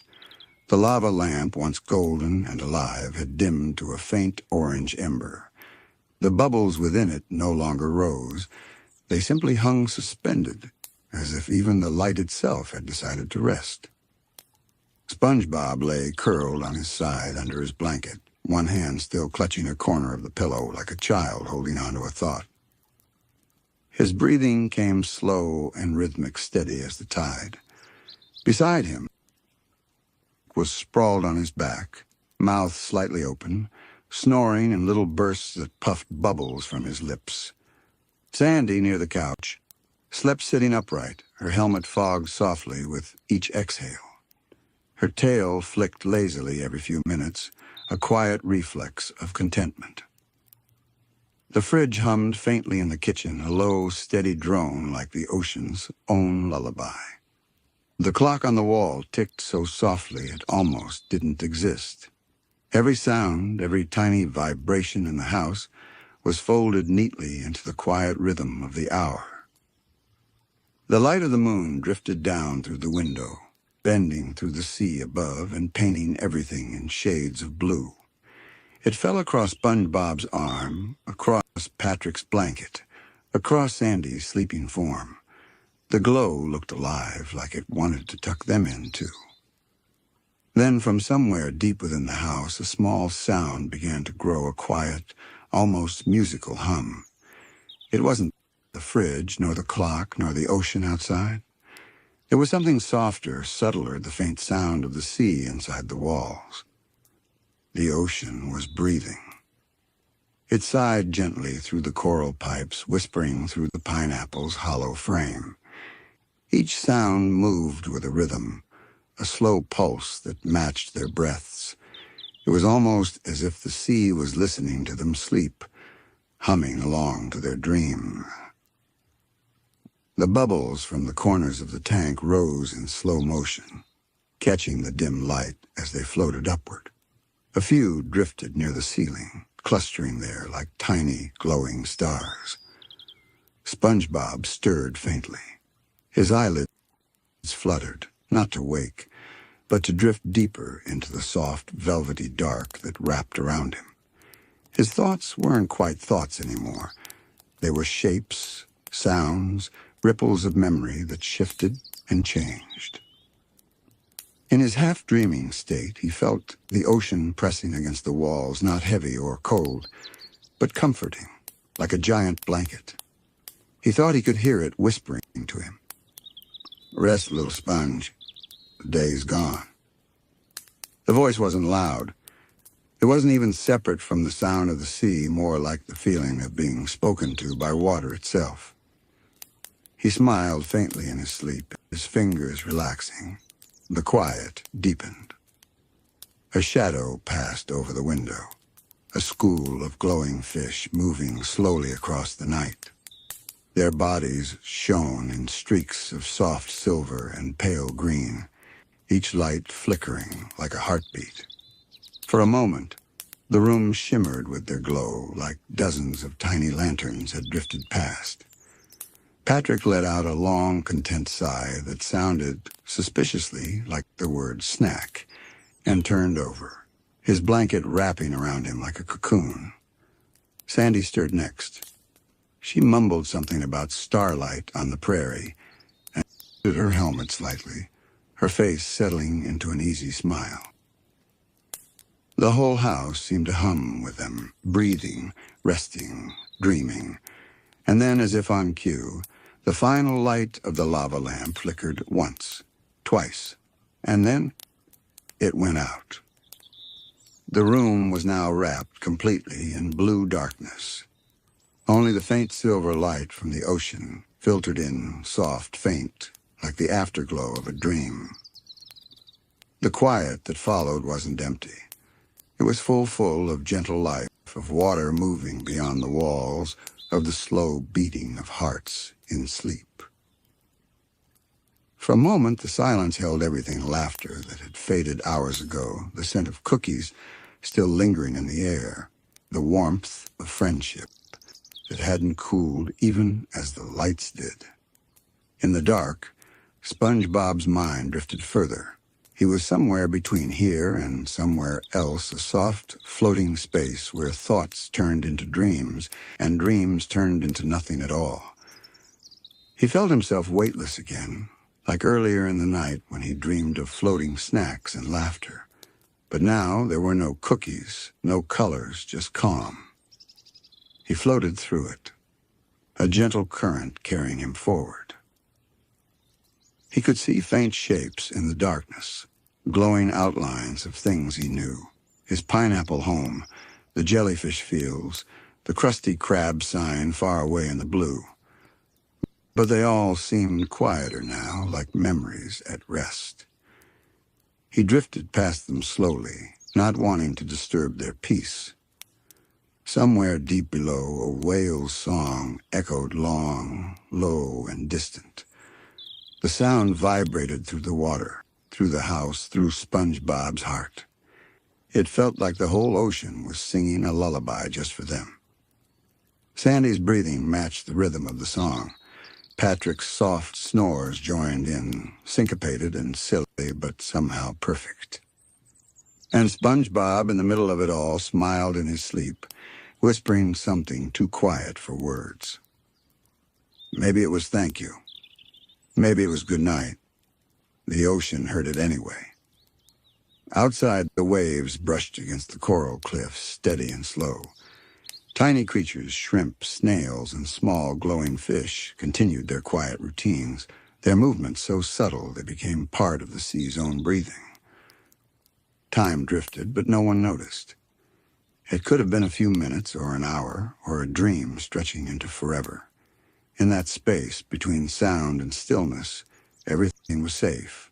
Everything was whole. The pineapple stood like a lantern that had decided to dim itself, its light no longer needed, because peace had already filled the room. The night was full. The world was asleep. And for the first time in a long time, even the ocean seemed to close its eyes. The minutes passed slowly, or maybe they didn't pass at all. In the dark stillness of the pineapple, time seemed to melt into the rhythm of the sea outside. The water moved like breath, steady and infinite, carrying everything in its calm embrace. SpongeBob's eyelids fluttered once, and though he didn't wake, he was drifting deeper now, pulled softly beneath the surface of his own dreaming. The warmth of the blanket pressed around him like sand settling on the ocean floor. His thoughts came and went like the tide's small fleeting bubbles that rose and disappeared before they could become words. In one bubble, he saw himself walking through the empty, crusty crab. The lights were off there too, but it didn't feel lonely. The grill glowed faintly, like a campfire that refused to die completely. He could hear the gentle hiss of oil and the smell of sea salt. Mr. Crab's office door was closed, but SpongeBob thought he could hear a faint snore from within. He smiled, even in sleep. "Everyone's resting," he murmured faintly. "Even the patties." The dream faded into color, a dark, slow swirl of blue and violet that stretched endlessly. He floated through it, his shape small against the ocean's enormity.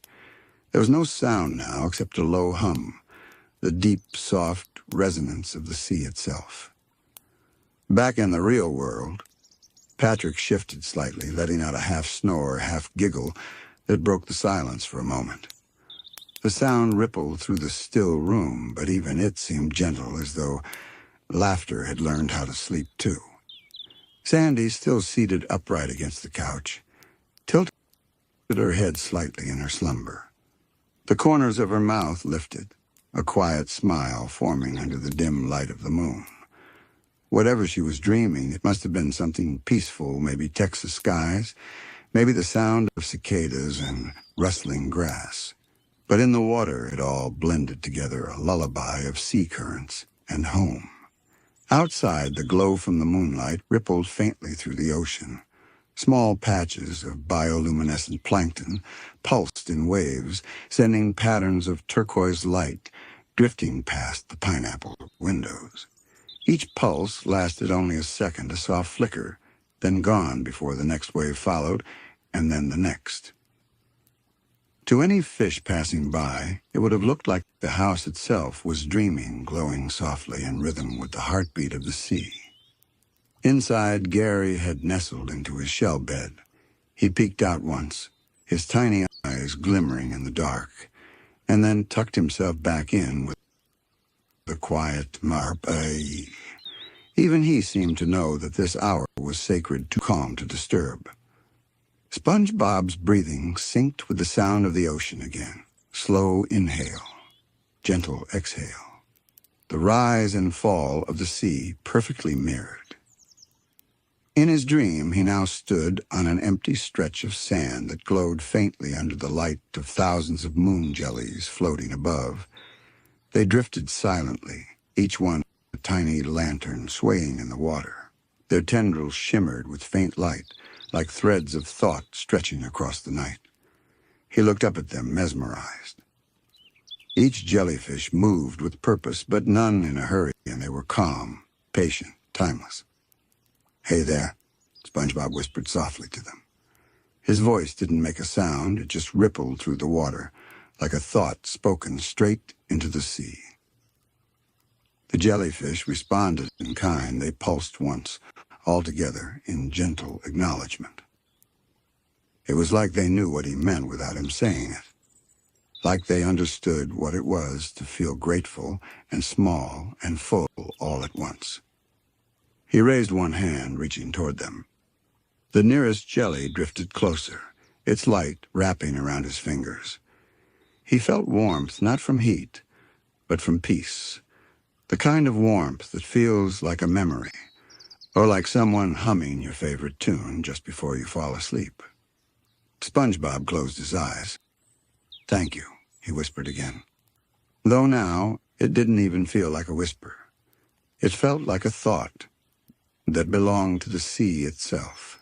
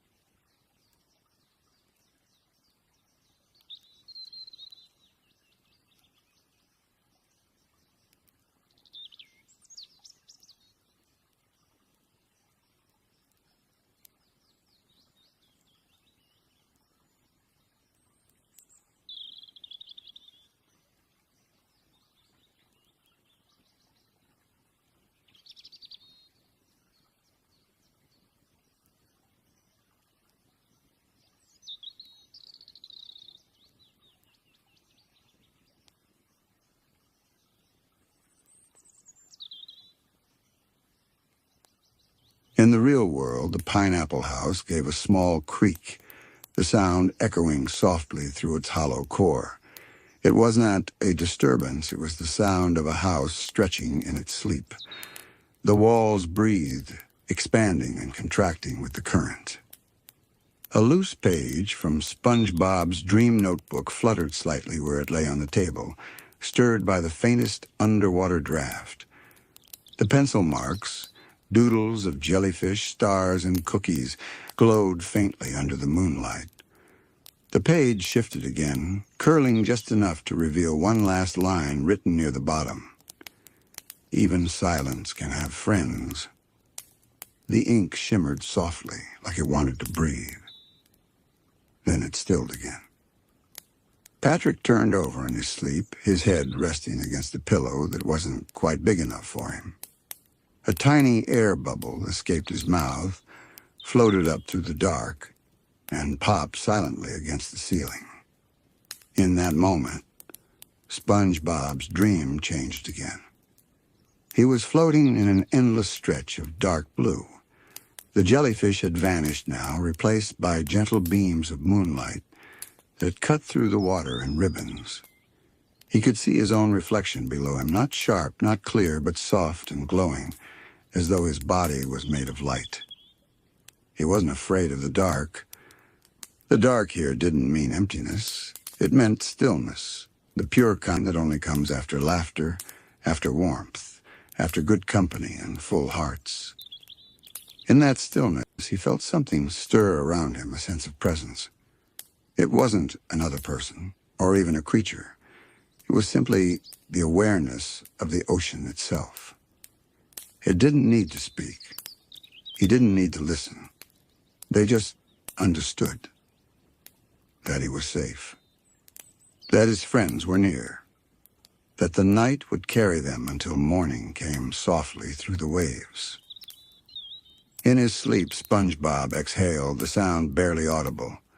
A small bubble slipped from his mouth and drifted upward. It rose past Patrick's blanket, past Sandy's helmet, past the sleeping snail curled on the shelf.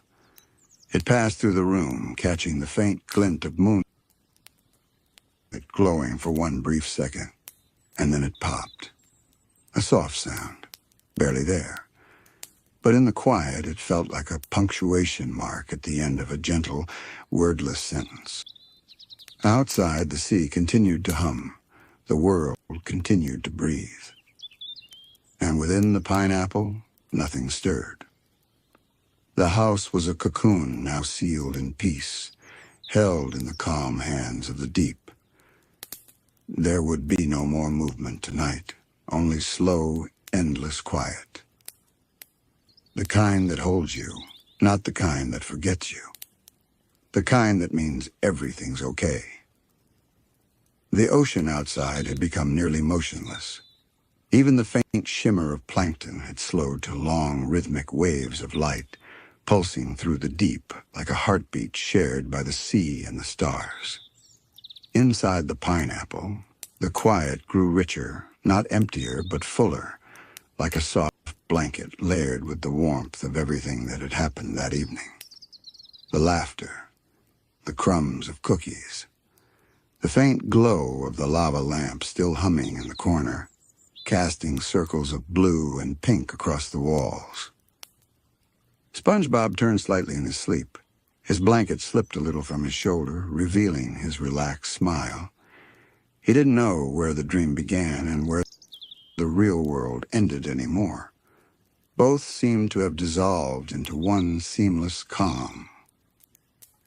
In his dream, he was back in the jellyfish fields. But it wasn't the bright, buzzing field of daylight. It was a nighttime version that felt infinite and slow. The grass swayed gently beneath an unseen current, glowing faintly in hues of turquoise and soft lilac. The jellyfish floated low like quiet lanterns drifting between the blades. He could see Patrick sitting on a rock nearby, a tiny campfire flickering before him. Though, of course, underwater the fire wasn't fire at all. It was made of dancing light, bubbles rising from it like laughter. Patrick didn't speak, but his presence said enough. SpongeBob joined him, sitting cross-legged on the soft sea floor. Neither said a word. They didn't need to. The ocean itself seemed to hum the melody of their friendship, a low, continuous note that filled the space where talking used to be. In that moment, SpongeBob realized something. The quiet wasn't empty. It was alive. Every part of it, the slow current, the glowing sand, the flicker of light carried memory. Each breath he took was connected to everything else. He smiled softly and whispered, "It's all still here." The dream shimmered. A soft wind, or what felt like one, brushed through the field, stirring the glowing grass. The light bent with it, flowing in waves like the tide. Patrick blinked slowly, the reflection of the dream fire glowing in his half-open eyes. He yawned once, then gently leaned backward until he was lying flat on the sand, his arms spread wide. "I like this," Patrick murmured, his voice echoing as though it were underwater, distant but comforting. SpongeBob looked up at the vast sea above them. "Me too." The stars up there weren't just dots of light. They moved not fast, but with the same slow rhythm as the sea below. Each star glowed like a tiny jellyfish, far beyond the water's reach. He thought of all his friends, of Squidward, whose window light had long gone out, his clarinet resting gently beside him, of Mr. Krabs, snoring over his open treasure chest, probably dreaming of the sound of coins clinking in the tide, of Sandy, who slept with the faintest smile, dreaming perhaps of Texas skies painted in ocean blue. Each of them was part of this same stillness, all held within it.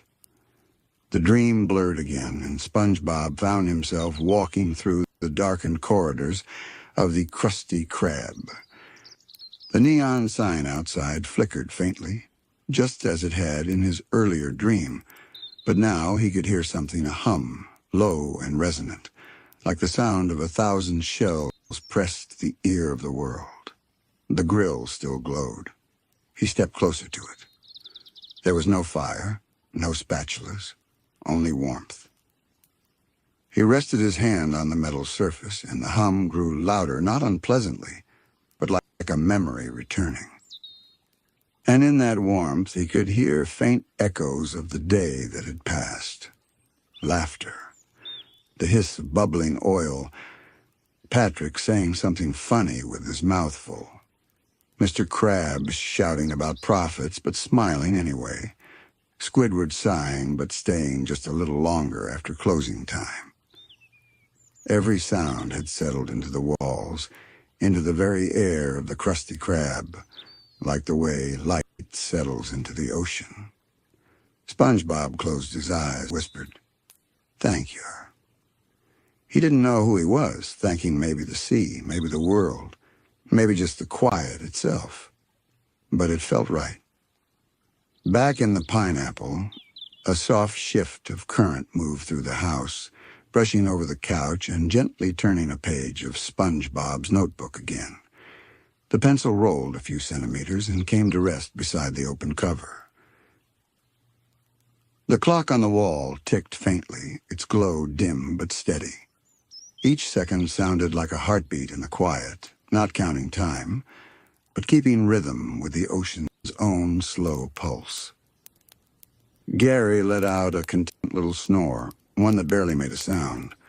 A trail of tiny bubbles drifted from his shell, rising lazily toward the ceiling. They caught the lava lamp's glow, reflecting soft ripples of color before disappearing. Outside, the moon began to sink lower into the sea. The light that filtered through the window grew gentler, thinner, less silver now, more pale blue. It painted the outlines of SpongeBob's furniture in soft gradients. The corners of the room blurred. SpongeBob's dream deepened again. Now he stood on a long, winding sand path that seemed to go on forever. The jellyfish field was behind him. Ahead was a horizon, filled with slow-moving waves. There was no distinction between sea and sky, both with the same soft color, the same endless calm. He began walking, his feet sinking slightly into the cool sand. Each step left a print that glowed for a second, then faded. He felt lighter with each one, like he was walking inside a thought that wasn't quite finished, or maybe one that didn't need to end. A voice echoed faintly in the distance. It was familiar, though it was hard to tell if it was real or remembered. It sounded like Patrick whispering, "You can rest now, buddy." And SpongeBob smiled. "Yeah, I think I can." The sea wind, or the dreams version of it, moved past him again. It carried the scent of salt and the faint sweetness of coral flowers. He inhaled deeply. The sound of the waves blurred with his breathing until they became one thing. Inhale, exhale, tide in, tide out. His eyes felt heavy even within the dream.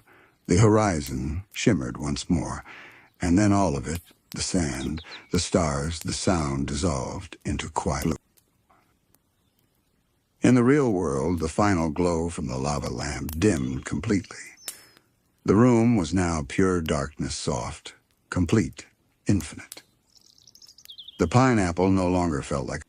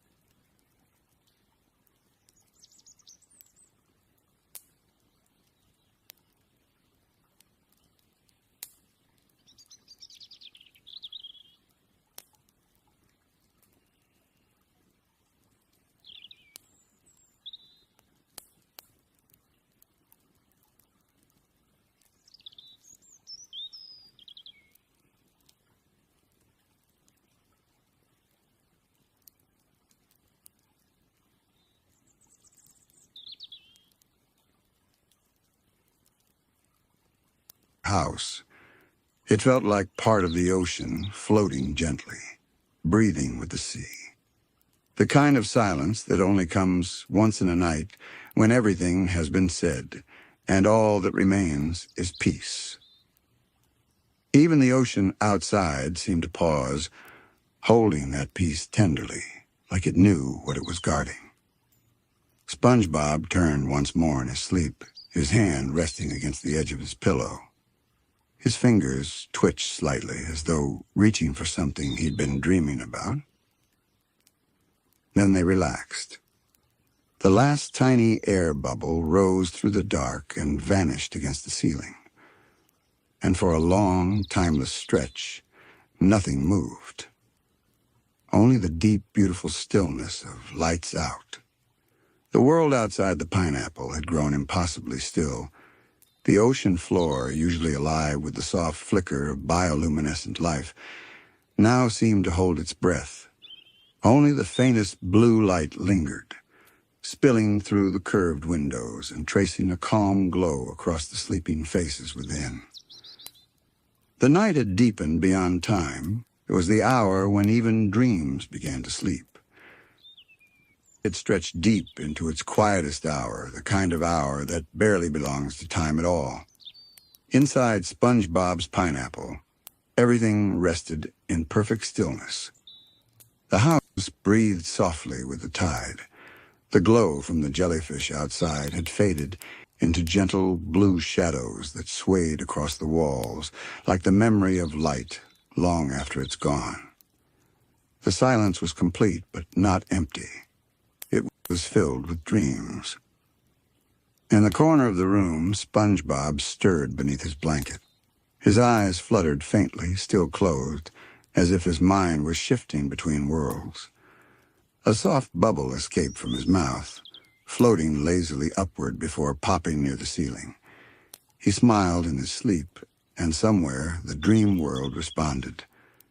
He was no longer in his bed.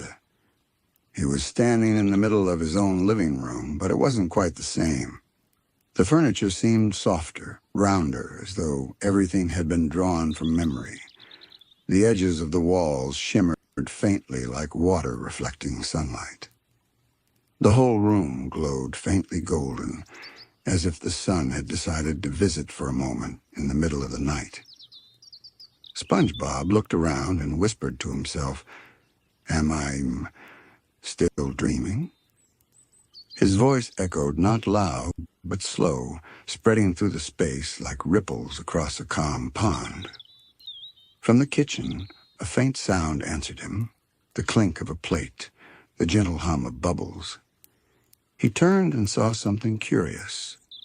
The fridge door was open, and jellyfish jelly jars floated lazily in the air, turning slowly like planets in orbit. He reached toward one, but before his hand could touch it, the jar dissolved into hundreds of glowing specks. They scattered through the air and gathered again near the ceiling, forming the faint outline of Patrick. Patrick's dream form looked both real and not. He was shimmering like moonlight, his body gently glowing pink and translucent. His eyes blinked open with the pace of a sunrise. "Hey, SpongeBob," he said, his voice as soft as the current. "You're in here too?" "I guess so," SpongeBob said, smiling. "I think we're dreaming together." Patrick floated a little higher, his body spinning slowly like a lazy bubble. "Cool. Does that mean we can have a dream snack?" SpongeBob laughed. The sound rang through the golden air, creating tiny rings of light that drifted outward. "Sure, but only if it's imaginary calories." Patrick gasped dramatically. "Even better." From nowhere, a table appeared before them, made of sand dollars and seashells. Plates of cookies and cups of milk formed out of glowing sand, as though the dream itself was listening and creating for them. They sat together, munching on cookies that melted like starlight. The flavor wasn't quite sweet, not quite real. It was something softer, like remembering the taste of happiness rather than the thing itself. Patrick leaned back, sighing contentedly. "I like this dream. It feels quiet." SpongeBob nodded. "Yeah. It's like everything that was loud during the day just fell asleep too." A pause. Then Patrick asked, in his simple, gentle way, "Do you think the ocean dreams too?" SpongeBob tilted his head, looking around. The air shimmered. Outside the window, he could see the water moving in a slow, pulsing light, like breathing. "I think it does," he said softly. "Maybe that's what this is. We're just inside one of its dreams." Patrick smiled at that, and for a while neither of them said anything. They just floated in that quiet gold light, surrounded by the faint hum of a sleeping sea. Then from somewhere upstairs came a new sound, faint, melodic, like the echo of a lullaby. The two friends turned, and the sound guided them upward. When they reached SpongeBob's bedroom, the light had changed again. It wasn't gold anymore. It was pale blue, like dawn seen through deep water. The walls seemed to breathe slowly, the way waves rise and fall on the surface. And there, sitting on SpongeBob's bed, was Sandy. But she too was shimmering like moonlight passing through bubbles. Her helmet was gone, yet she didn't need it here. Her fur floated softly around her, glowing faintly with the same light that filled the room. "Howdy, y'all," she said in her easy, gentle drawl. "Guess we're all sharing this dream tonight." SpongeBob beamed. "Sandy, You made it! She nodded, smiling warmly. Couldn't miss a good night's rest with my two favorite sea critters, could I? Patrick waved happily, his voice echoing like it came from far away. We have dream cookies, Sandy chuckled. Figures. Leave it to y'all to turn a nap into a sleepover snack fest. They all laughed, and when they did, the dream itself seemed to laugh with them. The walls glowed brighter, the water shimmered, and bubbles rose all around like confetti. It was strange that the laughter wasn't loud, yet it filled the whole space. It didn't break the peace. It belonged to it, like waves breaking softly on the shore. After the laughter faded, the three of them sat together, just listening to the sound of the ocean's hum. It's kind of nice, isn't it? SpongeBob whispered. The quiet. It feels like the world's heartbeat. Sandy nodded slowly. That's what sleep does, SpongeBob. It lets the world rest and remember itself. Patrick tilted his head. Does that mean the world gets sleepy too? Sandy smiled, her eyes half closed. Maybe so. Maybe when we dream, the sea dreams through us. They all fell silent at that. The light pulsed softly around them. It was neither night nor morning, the space between the two. Time had stopped trying to keep count. SpongeBob closed his eyes and listened. He could hear everything, not just the sound of his friends breathing beside him, but the rhythm of the entire ocean, the faint song of the current outside, the slow creak of coral shifting on the seafloor, the soft pop of distant bubbles. It all moved together, one big lullaby sung by the sea.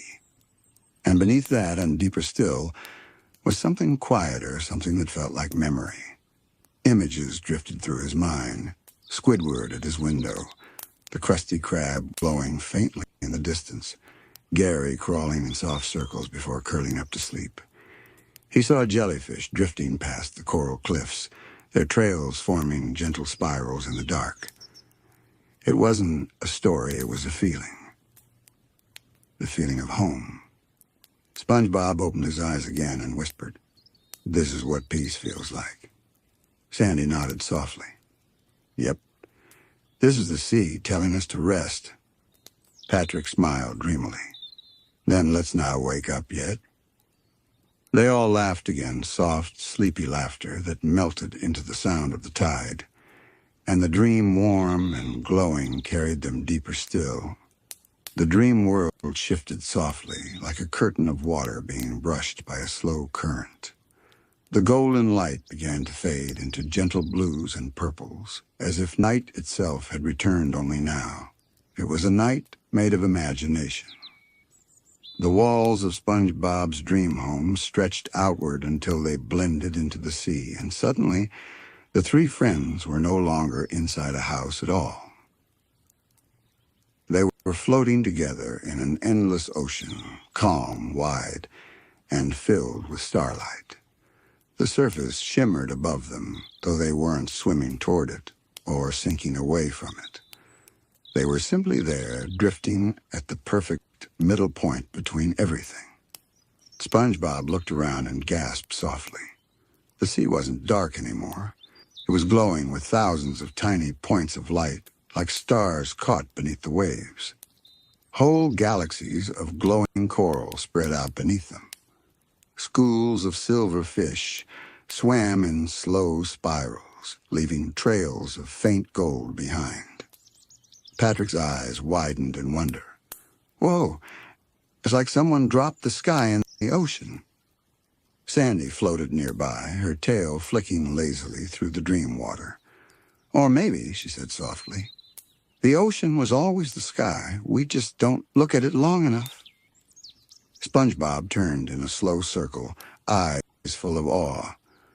This must be the ocean's dream, and we're inside it. As he spoke, bubbles drifted up from nowhere, shimmering softly. Each one carried a faint image within it, a moment, a memory. One showed the Krusty Krab, glowing warmly under a sunset. Another showed SpongeBob and Patrick laughing in jellyfish fields. A third showed Sandy working late in her tree dome, surrounded by notes and blueprints, smiling quietly to herself. Patrick reached out and tapped one of the bubbles. It wobbled gently, then burst, sending out a soft chime that echoed through the water. "What was that?" SpongeBob asked, his eyes wide. Patrick giggled. "Sounded like a giggle trapped in a bubble." The next bubble floated close to SpongeBob. Inside it, he saw himself small, waving his arms as he flipped Krabby Patties behind the counter, humming a tune. The sight filled him with warmth, but then he noticed something else. The version of him inside the bubble was glowing faintly, as if every laugh, every kind word, every silly moment he'd shared with his friends had become light. He touched the bubble gently. It rippled, and that light flowed out, surrounding him. Sandy smiled. "Looks like the dream's reminding you who you are." SpongeBob nodded softly. "Maybe. Dreams show us the best parts of what we already have." Sandy's own bubble floated toward her now. It showed her tree dome back in bikini-bottom sunlight filtering through the water above, her plants blooming bright and tall. She saw herself tinkering with a machine, laughing at a small mistake, then wiping her brow proudly. Her heart softened. "Well, I'll be. Even my dreams can't keep me from inventing things." Patrick grinned as his bubble drifted in front of him. "Ooh, I hope mine's full of ice cream." He leaned closer, and inside there was ice cream, a huge mountain of it, with sprinkles and whipped cream as tall as his house. He squealed in delight, but when he reached for it, the ice cream changed, slowly melting, reshaping itself into something else. The bubble now showed him lying under the stars, not eating, not moving, just being. His rock was beside him. SpongeBob was there too, humming softly, and the sea was still. Patrick blinked. "That's me doing nothing." SpongeBob chuckled. "Yeah, that's one of your favorite things, remember?" Patrick nodded sleepily, a dreamy smile spreading across his face. "Oh yeah, I love that." The three of them floated closer together, surrounded by dozens of glowing bubbles, tiny orbs of light, each showing fragments of their lives, some bright and funny, some quiet and peaceful, all of them beautiful. The bubbles began to rise slowly, drifting upward like tiny lanterns heading toward the surface. As they ascended, the light around them grew warmer again, shifting from deep blue to gold. And in that gold glow, SpongeBob began to hear something faint, like a melody from far away. It wasn't loud, it was barely there, carried on the dream's current. A soft hum, then another. Patrick tilted his head. "You hear that?" SpongeBob nodded. "Yeah, it sounds like..." They listened. The melody grew a little clearer, a low, flowing tune, wordless and endless. It wasn't coming from any of them, but from the sea itself. It sounded like all the laughter and kindness and rest they had shared that night had been gathered up and turned into music. Sandy's eyes softened. "That there's the ocean's lullaby." The sound wrapped around them gently like water through coral. It hummed through their dreams, echoing faintly off invisible walls. Patrick yawned loudly, his voice bubbling like a sleepy whale. "I think the ocean's trying to put us back to sleep again." SpongeBob smiled. "Maybe it's not putting us to sleep. Maybe it's holding us." The melody continued, soft and slow. The bubbles above burst one by one, releasing glimmers of light that shimmered like stars drifting down instead of up. The sea around them began to shift again, fading from gold to pale blue, from water to something weightless and endless. It felt like floating inside a dream of light. SpongeBob felt his thoughts start to slow, not out of tiredness, but peace. Words felt unnecessary now. The sea was speaking for them. Patrick drifted closer until his shoulder bumped SpongeBob's. "Hey, buddy, he murmured. "This dream's really cozy." SpongeBob nodded, voice soft as a sigh. "Yeah, it feels like home." Sandy floated nearby, her gaze turned toward the shimmering sky above. "Maybe that's 'cause it is home, the kind that never goes away." None of them said anything else. They simply floated there, surrounded by faintly glowing sand, the whisper of the current, and the ocean's lullaby humming all around. The light pulsed gently brighter, dimmer, brighter again, like the sea's slow heartbeat, reminding them to breathe, to rest, to exist. The dream had no edge, no ending, just the steady hum of everything good staying quietly alive. SpongeBob closed his eyes, smiling in his sleep somewhere far away, inside the pineapple that still stood peacefully under the sea. The dream held him. The ocean held them all. The golden light began to dissolve again, this time into soft ribbons of color that twisted and drifted apart. SpongeBob blinked, and the vast, shared dream began to divide gently like waves, separating before merging back into the sea. He felt the change before he saw it. The water around him rippled, and suddenly he was standing on something solid and the soft, spongy floor of his own home. Everything was glowing faintly, as if the walls were made of moonlight. The furniture floated slowly round him, shifting like clouds, rearranging itself with every heartbeat. He looked around and whispered, "Am I back home?" A gentle voice, familiar yet distant, seemed to answer not in words but in warmth. He realized then that he wasn't fully back. He was inside the dream version of his home, the one that existed only in his mind. The pineapple walls glowed golden, and the air smelled faintly of sea salt and warm cookies. His bed drifted past, upside down, until it softly rotated itself upright beside him. The ceiling above shimmered with light that danced like rippling jellyfish. SpongeBob giggled quietly. "Even in my dreams, my house feels happy."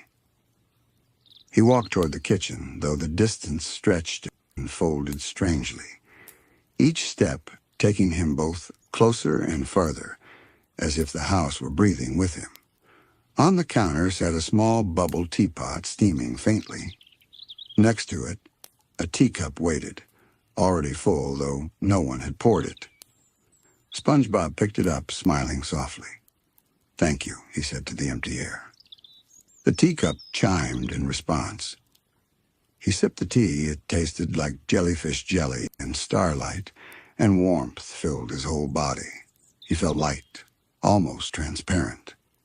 And then from somewhere deep inside the walls he heard laughter. It was Patrick's voice, muffled and cheerful. SpongeBob's smile grew wider. "Patrick?" But the voice echoed from far away, and when SpongeBob followed it, the light shifted again. His living room melded into a wide-open ocean meadow, the grass waving like seaweed. In the middle of that meadow floated Patrick, not standing, not sitting, just floating in a gentle bubble. He was laughing in his sleep, hugging a giant pillow shaped like a Krabby Patty. "Patrick," SpongeBob called softly. Patrick's eyes opened halfway. "Hey, SpongeBob, you're in my nap." SpongeBob giggled. "You're dreaming, too." "What are you dreaming about?" Patrick rubbed his eyes and yawned. "Nothing." SpongeBob blinked. "Nothing?" Patrick nodded happily. "Yep. It's the best. I'm dreaming of doing nothing. In a world made of pillows." And indeed, when SpongeBob looked around, he saw them thousands of soft floating pillows of every color, drifting lazily in the dream sea. Some shaped like stars, others like coral, some just ordinary but endlessly soft. Every time one brushed past Patrick, he let out a sigh of pure contentment. SpongeBob floated closer. "I look so comfy." Patrick nodded proudly. "Yep, the dream knows what I like." SpongeBob laughed quietly. "Then I guess your dream and my dream are best friends too." Patrick grinned, eyes half closing again. "Yeah, our dreams are having a sleepover too." The air shimmered gently, and SpongeBob began to drift backward, not pulled by force, but by softness. He waved as Patrick faded slowly into the glowing distance, surrounded by his floating pillows. Now the scene around him began to glow with warmer tones again, oranges, golds, and a faint hum of quiet music. SpongeBob turned to see Sandy standing nearby in her dream. Except this wasn't her tree dome anymore. It was an underwater version of Texas, or at least how Sandy's heart remembered it. There were coral windmills turning lazily in the water. The seafloor stretched like open plains, rippling with long grass made of green seaweed. A big glowing moon hung above, so bright it almost looked close enough to touch. SpongeBob floated closer, his voice soft. "Sandy?" She turned and smiled. "Howdy, SpongeBob. Didn't think I'd be dreaming of home tonight." He looked around, eyes wide. "It's beautiful here." "Yeah," she said, gazing at the horizon. "It's like a mix of where I came from and where I am now. Kind of feels like my heart made a compromise." A warm breeze passed through, or at least the dream's version of one. It rustled the seaweed grass gently, and the sound it made was peaceful, like the sigh of water through coral. Sandy picked up a handful of glowing sand and let it trickle through her fingers. "You ever know don't need to make sense to feel true?" SpongeBob tilted his head. "Yeah, it's like they skip the words and go straight to the feeling." Sandy smiled. "Exactly." They stood quietly for a while, watching faint shadows of seahorses gallop across the glowing plain. The dream pulsed faintly with rhythm like music, too soft to hear but easy to feel. Then faintly, Patrick's voice echoed again, a distant mumble through the dream current. "SpongeBob, your dream smells like cookies." Sandy chuckled. "He's still at it, huh?" SpongeBob nodded. "Always." The dream began to ripple again, gentle waves folding through the landscape. The golden moon above slowly began to dim, its light softening into silver. The underwater Texas faded into rippling water once more, and soon SpongeBob found himself back inside his glowing pineapple, though this time he wasn't alone. Patrick was snoring softly beside the couch, hugging his pillow patty. Sandy floated near the ceiling, her tail curled comfortably, her helmet softly glowing like a lantern. All feeling the deep quiet that only dreams and friendship can make. The house's heartbeat, that slow, rhythmic pulse, seemed to match his breathing. He realized the walls were glowing not because of magic, but because of comfort. The warmth of all their laughter, all their calm, all their kindness had filled the place. He sat down on his bed again, the surface still rippling like soft water, and whispered, "Thank you, dream." The dream answered him, not with words, but with a soft flicker of light, as if the entire house smiled back. Outside, through the pineapple's window, the ocean stretched endlessly. Jellyfish floated by, glowing like lanterns, leaving trails of golden dust behind. The sea was asleep, the stars above half hidden by gentle waves. SpongeBob rested his head on his pillow, eyes heavy, body warm, heart full. The world faded slowly, not away, but deeper, as if he was sinking into the very core of peace itself. The last thing he felt before sleep within the dream took him fully was a simple truth, one that didn't need words. Home isn't just where you live, it's where your friends' dreams can find you, even when you're asleep. The house exhaled, lights dimming to the rhythm of the ocean's breath. The sea sang quietly outside, and SpongeBob, Patrick, and Sandy drifted deeper into their shared, quiet dream together, yet free. The ocean's lullaby drifted in and out like a tide, carrying the three friends deeper into their shared rest.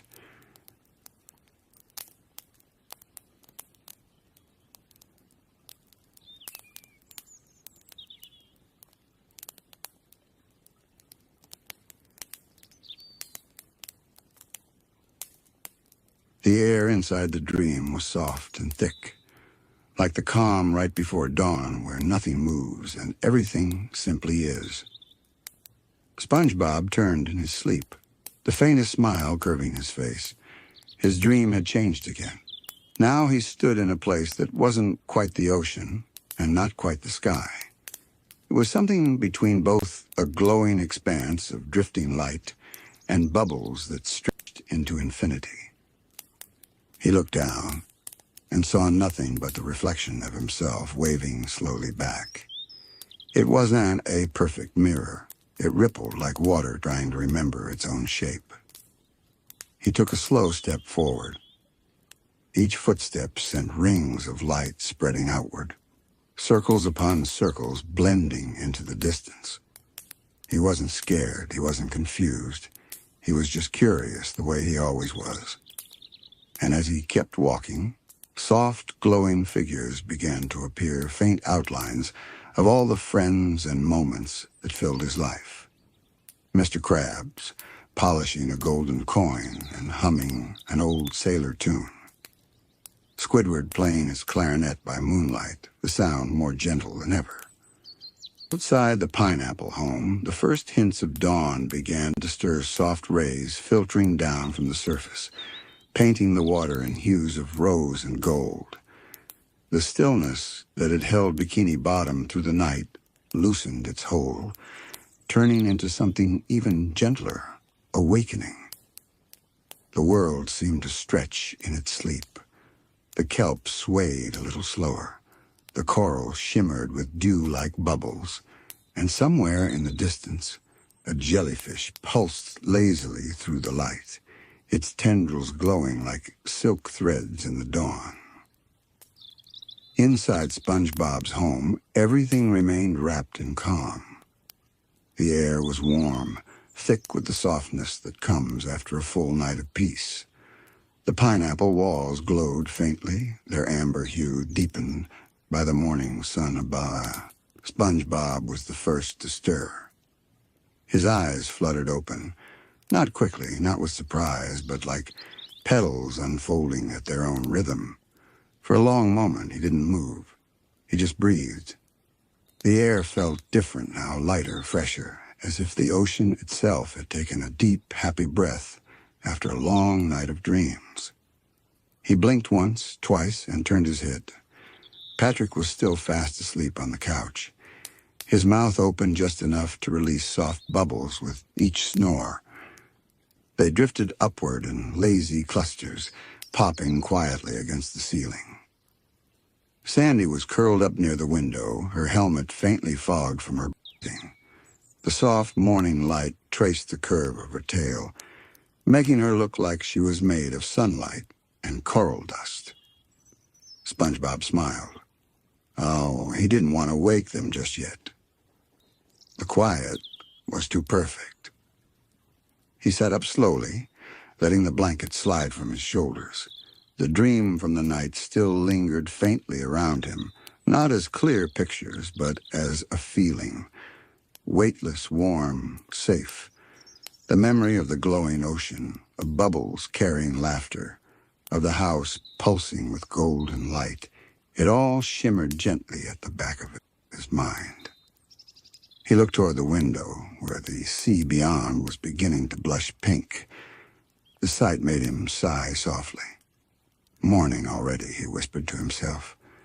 I guess even the best sleepovers have to wake up sometime. He swung his legs over the side of the bed, his feet landing softly on the floor. The spongy texture gave a quiet squish sound, almost like a greeting. The house itself seemed to wake with him. The lights brightened just slightly, and a soft hum, the same one that had carried them into dreams, returned, now slow and content. SpongeBob tiptoed toward the kitchen. He wasn't planning to cook anything noisy. He just wanted to move, to feel the rhythm of morning again.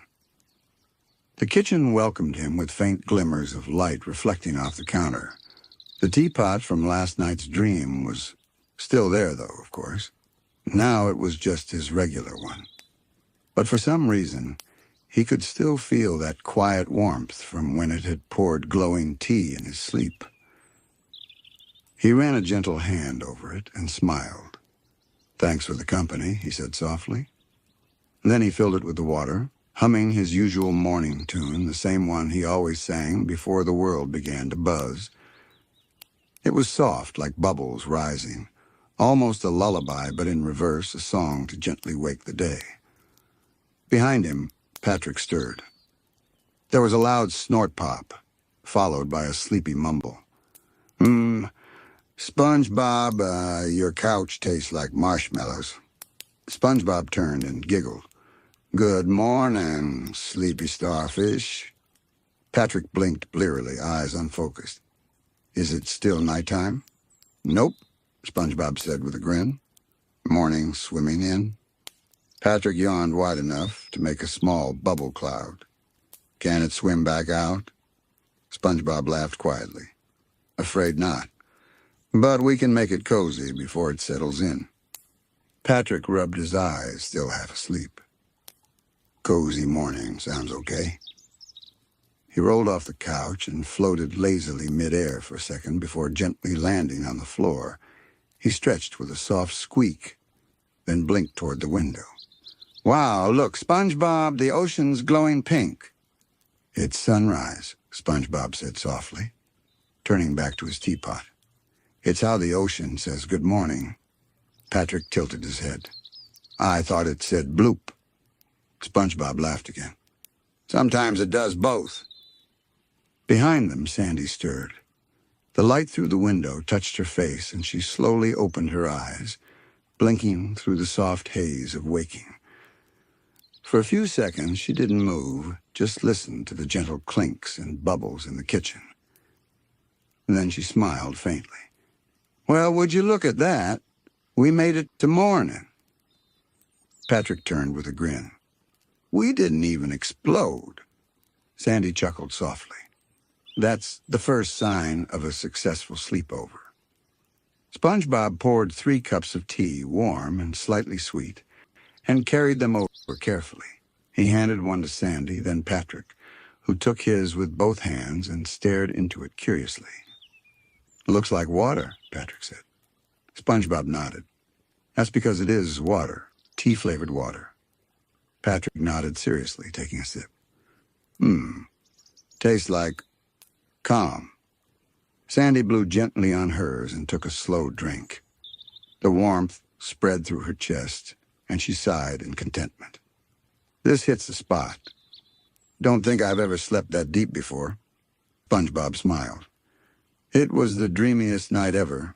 I think the ocean was dreaming with us. Sandy nodded thoughtfully. Could be. The sea's got a way of sharing its calm when it wants to. Patrick set his cup down, eyes half closed. I think my dream's still going.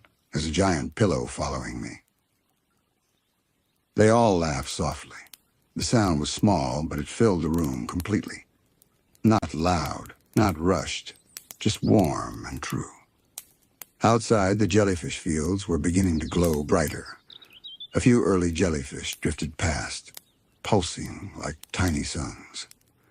The coral beyond the window waved lazily in the current, their colors deepening under the morning light.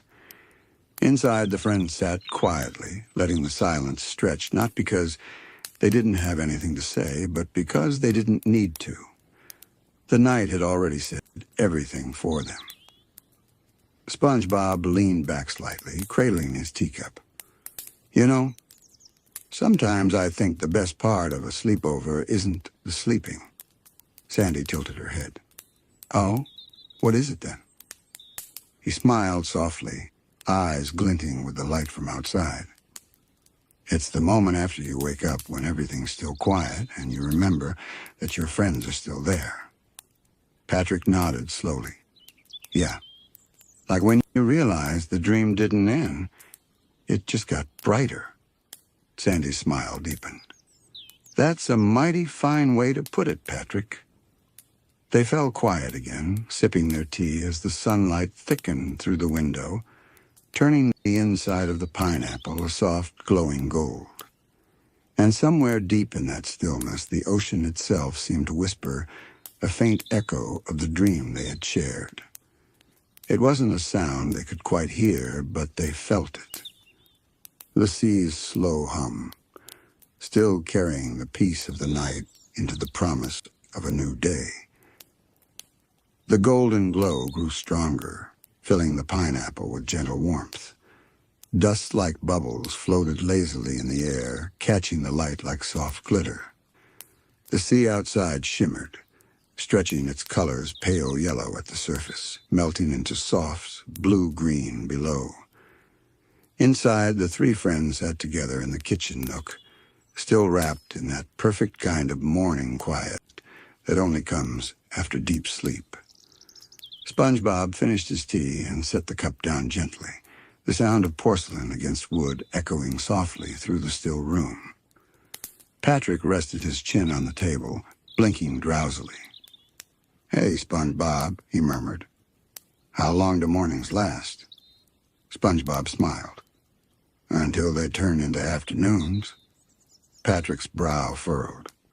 Oh, that's not long enough. Sandy laughed under her breath, her voice still slow and sleepy. You say that about every part of the day, Patrick. Patrick nodded dreamily. Yeah, but mornings feel extra short. SpongeBob tilted his head. Maybe that's what makes them special. He stood up, stretching his arms above his head, and the sound of his stretch filled the room with small, squeaky pops, like bubbles snapping gently in rhythm. Then he padded over to the small kitchen window and peered out. The sight made his heart warm all over again. The jellyfish fields beyond his home were alive with soft light, thousands of tiny dots, glowing as far as he could see. The jellyfish were awake, drifting in quiet circles, their tendrils glowing pale gold in the morning water. Wow, SpongeBob whispered. It's so calm out there. Patrick leaned over from the table, squinting. They're having breakfast, Sandy chuckled. Looks more like they're just floating. Patrick nodded. Exactly. Breakfast floating. SpongeBob laughed quietly, then sighed. It's kind of amazing how quiet mornings can be. It's like the whole ocean is still waking up. Sandy stood and walked over to join him. The light touched her helmet gently, reflecting across the glass like rippling waves. Back home in Texas, I used to wake up before the sun came up, she said softly. The air'd be all cool and still, not even the wind would make a sound. It felt kind of like this. SpongeBob turned to her, smiling. The ocean's morning must feel like your Texas mornings, then just a different kind of air. Sandy nodded. Yep, a different kind, but the same kind of peace. Patrick shuffled over to the window, too, still wrapped in a blanket like a starfish burrito. You know, he mumbled, mornings are nice, but wouldn't it be cool if there were a time that was both morning and night at the same time? SpongeBob blinked. You mean twilight? Patrick shrugged. Nah, I mean now, but forever. Sandy smiled kindly. I think that's what dreams are for, Patrick. Patrick's eyes widened as if she'd just told him the meaning of life. Whoa. The three stood together by the window for a long time, watching the sea slowly brighten. The sunlight filtered down through the water in long, shimmering rays that danced across the jellyfish and coral. The gentle sway of the current made everything move in slow harmony. SpongeBob's reflection shimmered on the glass, soft, golden, half fading into the light. He could almost still see his dream self floating among glowing bubbles and quiet stars. He whispered to himself, "I think I'm still dreaming just a little." Sandy heard him and smiled. "Maybe we all are. Sometimes dreams stick to you after you wake up like sea foam on the tide." Patrick nodded sleepily. "I've got dream foam all over me then." They laughed. The kind of laughter that's too tired to be loud, too honest to fade. It filled the room like sunlight through clear water. SpongeBob turned toward the counter. "I think I'll make us some breakfast. Something calm. Something that matches the morning." Sandy raised an eyebrow, still smiling. "Calm breakfast? That's a new one." SpongeBob nodded, already pulling out ingredients. "Yep. No sizzling, no frying, no popping, just quiet pancakes." Patrick's eyes lit up instantly. "Quiet pancakes are my favorite kind. They don't yell when you eat them." Sandy chuckled. "That's one way to look at it." SpongeBob mixed batter slowly, the soft whisking sound filling the silence like a whisper. He poured the mixture onto a low-heat pan, and soon a faint sweet smell filled the air, not strong or sugary, just warm and soft, like toast in sunlight. The three friends sat around the kitchen as the scent spread, listening to the gentle bubbling of the pancakes cooking. No radio, no chatter, no Krusty Krab noise, just stillness. The house felt alive in a different way now, not glowing with dreamlight, but humming softly with morning energy. Even the floor seemed to sigh contentedly every time someone took a step. When the pancakes were ready, SpongeBob set them on plates with slices of glowing seafood and a drizzle of golden kelp syrup. "There," he said quietly, placing one plate in front of each of his friends. "The first breakfast of a new morning." Patrick clapped softly, his blanket still around his shoulders like a robe. "It's so round," he whispered reverently. Sandy smiled as she cut into hers. Tastes like sunshine and patience." SpongeBob giggled. "That's what I was going for." They ate slowly, each bite small and careful, as though they didn't want to disturb the calm. The flavor was simple, but it seemed to fill more than just their stomachs. It filled the space, the warmth of friendship, blending with the quiet rhythm of the ocean outside. After a while, Patrick looked up and said through a mouthful of pancake, "Hey, do you think dreams get hungry too?" SpongeBob tilted his head thoughtful. "Maybe not hungry like us, but maybe they like being remembered." Sandy set down her fork, eyes soft. "Well, this one'll be remembered for a good long while." Patrick nodded slowly. "Yeah, I think my dream's still napping somewhere in my head." SpongeBob smiled, taking a final bite and resting his chin on his hands. "Then let's be quiet a little longer, so it can keep sleeping." The others nodded, and silence returned, not empty but full. Outside, the light had grown stronger now. The last traces of pink gave way to pale gold, flooding the seabed. Tiny fish swam by in streams of silver, and the coral began to sparkle under the new day. The sea was fully awake. And yet, inside the pineapple, the friends stayed still, letting the quiet linger a little longer, one more soft breath before the day truly began. The light continued to bloom, slow and steady, until it wrapped around every corner of SpongeBob's home like a soft, golden blanket. The bubbles floating near the ceiling shimmered faintly as they rose, tiny mirrors reflecting fragments of the sea outside. The pineapple walls glowed with gentle color, and everything, the furniture, the pictures, Even the tiny clock on the wall seemed to wake up in unison. SpongeBob stood by the front door, holding his hands together and taking a long, slow breath. "You can feel it, can't you?" he said. "The morning isn't just here. It's alive." Sandy adjusted her helmet strap and looked around the room. "Sure can. Feels like the ocean's breathing deeper now." Patrick, who was still swaddled in his blanket, blinked sleepily at them both. "I can feel it, too. My tummy's warm, and my brain's fuzzy. That's how I know it's a good morning." SpongeBob giggled. "That's one way to measure it."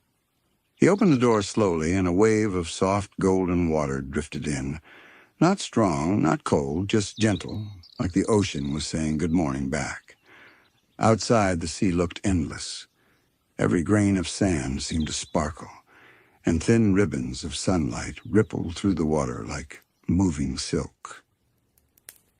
The three friends stepped outside, their feet making soft impressions in the sand that faded almost as quickly as they appeared. The world around them was calm.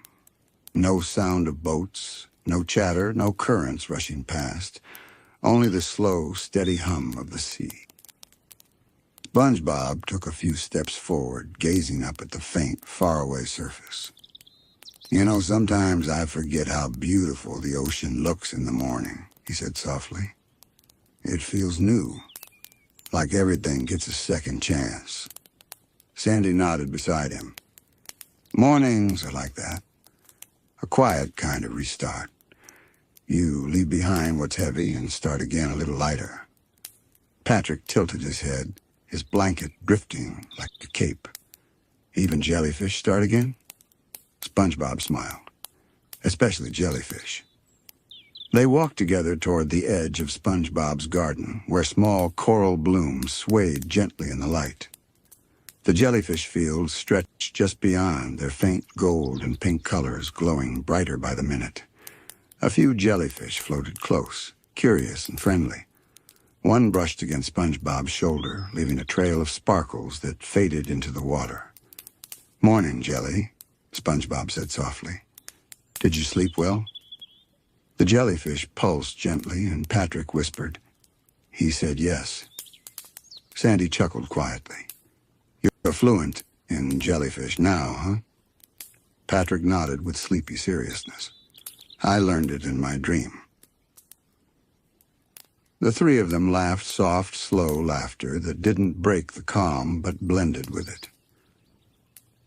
They found a smooth patch of rock near the coral and sat together, watching the light move through the water. The ocean floor shimmered, and far away, a school of fish swam by like drifting ribbons, each one glowing faintly from the sunlight filtering down.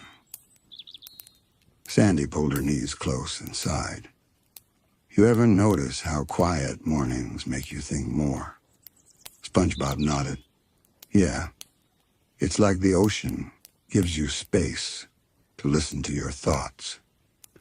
Patrick rested his chin in his hands. "I was thinking about nothing." SpongeBob smiled warmly. "That's a good thing to think about." Patrick's eyes drooped lazily. "Yeah, it's my favorite subject." The sound of the sea moved around them, distant, deep, almost like a heartbeat. Every few moments, bubbles rose from the sand, popping gently near the surface. The world seemed to move in slow motion. Sandy tilted her head toward SpongeBob. "You know, this whole night was something special. You've got a real cozy home, SpongeBob." He looked down, bashful, his hands fiddling together. "Oh, thanks, Sandy. I just try to make it warm and welcoming, somewhere friends can feel safe, I guess." Patrick yawned. "Mission accomplished." SpongeBob chuckled. "I'm glad." For a moment, none of them spoke. The only sound was the faint rhythm of bubbles and the lazy drift of the current. Then Sandy said quietly, "It's funny the night started with so much laughter, but somehow it ended in silence, and it feels even better that way." SpongeBob nodded. his eyes on the horizon where the light began to fade into blue. I think that's how sleepovers work. You laugh until you can't anymore, and then the quiet does the rest. Patrick's voice was soft now. I like the quiet part the best. Sandy smiled. Me too, Patrick. SpongeBob looked at his friends, the light catching in his eyes. You know, sometimes I think the best part of being with friends isn't the fun, it's the peace. The way it feels when you don't have to say anything at all. Sandy gave a slow nod. That's true, SpongeBob. Real friends don't need to fill the silence. They just share it. Patrick blinked sleepily. Then we're really, really good friends. They all laughed softly again, the sound carrying gently into the water, mingling with the morning light. After a while, SpongeBob reached down and picked up a small shell from the sand. It shimmered faintly in the sun. I think I'll keep this, he said, holding it up, as a reminder of this morning, of how calm everything felt. Sandy leaned closer. That's a fine idea. Keeps a piece of peace with you. Patrick's eyes widened. Can I have one too? SpongeBob nodded and handed him a smaller shell. Of course, Patrick. Patrick examined it closely, then placed it on top of his head like a tiny crown. I'll call it King Calm. Sandy chuckled. Fitting name. The three friends stayed there, letting the minutes drift by without needing to fill them.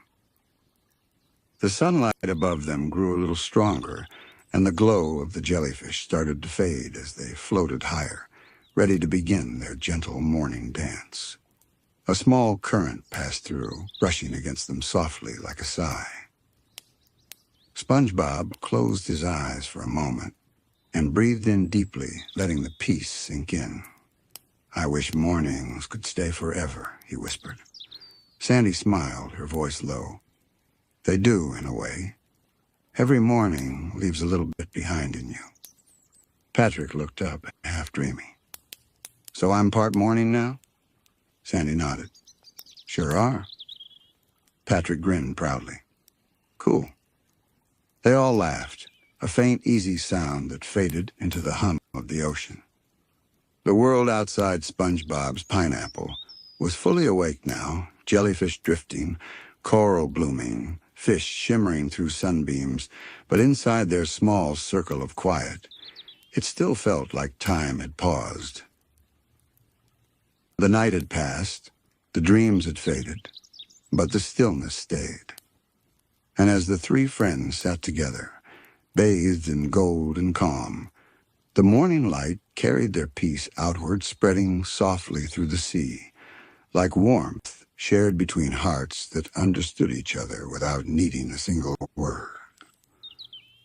The golden calm deepened, stretching far beyond SpongeBob's pineapple and into the heart of the sea. The world was stirring now, small ripples of motion spreading through the water, fish gliding past in lazy schools, distant coral blooming open to the warmth of the new day. But around SpongeBob, Sandy, and Patrick, a stillness lingered, a soft bubble of peace that hadn't yet faded from the night before. SpongeBob leaned back on the sand, his hands folded behind his head, staring up toward the faraway shimmer of the surface. It's funny, he murmured. The night felt endless when we were talking and laughing, but now the morning feels even longer, like it could last forever if we let it. Sandy settled beside him, tail curled gently around her knees. That's 'cause mornings don't rush you. They give you time to breathe before the day starts. Patrick lay flat on his back, blanket still wrapped around him, staring at the same shimmer above. Yeah, he said dreamily, and the light's softer too. Doesn't poke you like the afternoon. SpongeBob smiled. I like that. Morning light doesn't poke you, it hugs you. Patrick grinned, eyes half closed. Yeah, hug light. The three fell quiet again. The water moved slow, rhythmic, like a giant creature breathing calmly in its sleep. SpongeBob could feel the current drift across his face, cool and gentle. Somewhere deep in the coral forest, a distant whale song echoed through the water, long, low, and full of peace. Sandy tilted her head slightly, listening. "You hear that?" she asked softly. SpongeBob nodded. "Yeah, sounds like the ocean saying good morning." Patrick yawned and mumbled, "Maybe it's singing us back to sleep." They all chuckled, but none of them moved to leave yet. There was no rush, not for work, not for chores, not for anything. The morning felt suspended, stretched thin between waking and dreaming. SpongeBob let his eyes drift half shut. "You know," he said, "when we were kids, I used to think mornings were boring. I always wanted to skip straight to the day. But now, I think mornings are the part I like the best." Sandy smiled gently. "That's growing up, SpongeBob. You start to notice the quiet things, the ones that don't shout to get your attention." Patrick rolled onto his side, his voice slow and soft. "Quiet things are easier to hug, too." SpongeBob giggled. "You'd hug a sunrise if you could, wouldn't you, Patrick?" Patrick nodded without hesitation. Twice. Their laughter floated gently through the water, not loud or sharp, just a smooth ripple that disappeared into the hum of the sea. After a while, Sandy stood, brushing a few grains of sand off her suit. "Well," she said with a light stretch, "as much as I'd love to stay, I gotta head back to the tree dome before the morning turns to noon. Got a few experiments waiting on me." SpongeBob turned toward her, a soft smile on his face. "Thanks for staying over, Sandy.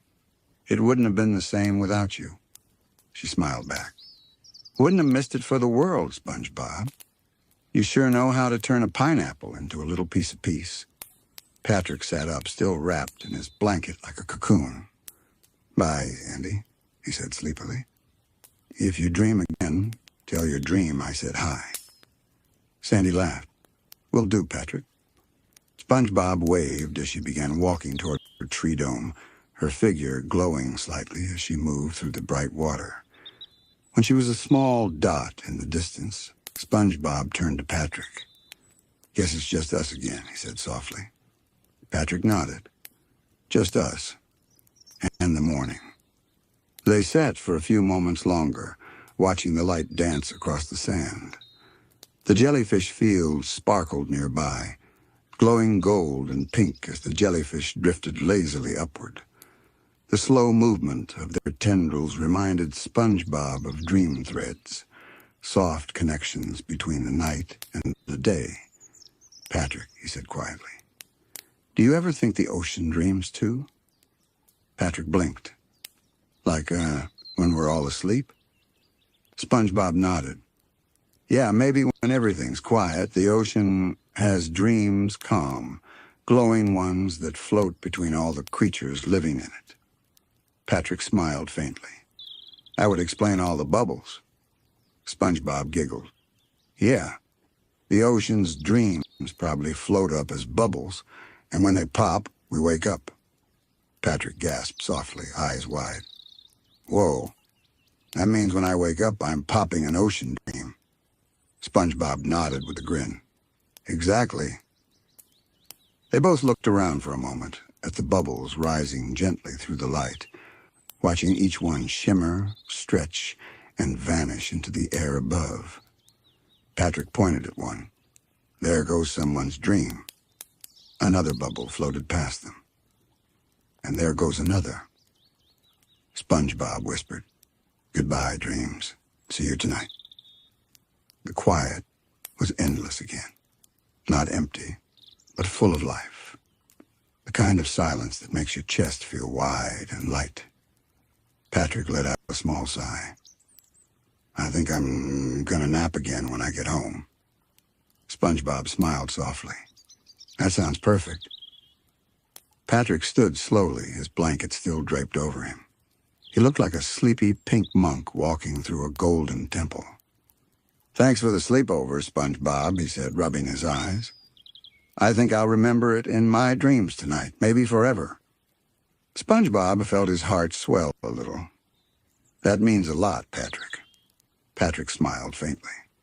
"See you later, buddy." SpongeBob waved as Patrick waddled off toward his rock, moving slowly, the blanket fluttering gently behind him in the current. When Patrick was gone, SpongeBob turned back toward his pineapple house. The door creaked softly as he opened it. Inside, the rooms were still glowing faint traces of the night's laughter, and stories hanging in the air like invisible dust. His bed was messy, the couch cushions slightly tilted, the blanket still warm. He smiled quietly, looking around. "It's quiet again," he whispered to himself. "But it's a good kind of quiet." He walked over to his window and looked out at the sea once more. The light was brighter now, stretching wide across the sand. Tiny bubbles drifted upward, and he could see faint silhouettes of his friends moving in the distance. Sandy near her tree dome, Patrick climbing onto his rock. SpongeBob rested his hand against the window. "Good morning, everyone," he said softly. "And thank you, Night, for staying a little longer." He stood there for a while, breathing slowly, letting the calm sink all the way in. Finally, he turned toward the kitchen, smiling to himself. "Maybe just one more cup of tea," he said quietly, "to keep the morning going." He filled the kettle and listened as it began to hum, the sound gentle and steady like the ocean itself singing under its breath. And as he poured the tea, the light caught the steam, turning it golden, curling it upward like a new dream forming in the morning air. Outside, the ocean sparkled endlessly and soft and serene. Inside, the pineapple glowed with warmth, a small world of calm, still breathing, still dreaming, even after the night had gone. And in that quiet moment, SpongeBob smiled to himself, feeling the peace of the sleepover settle deep in his heart, a reminder that even in a world full of noise, there will always be mornings like this. Gentle, glowing, and endless,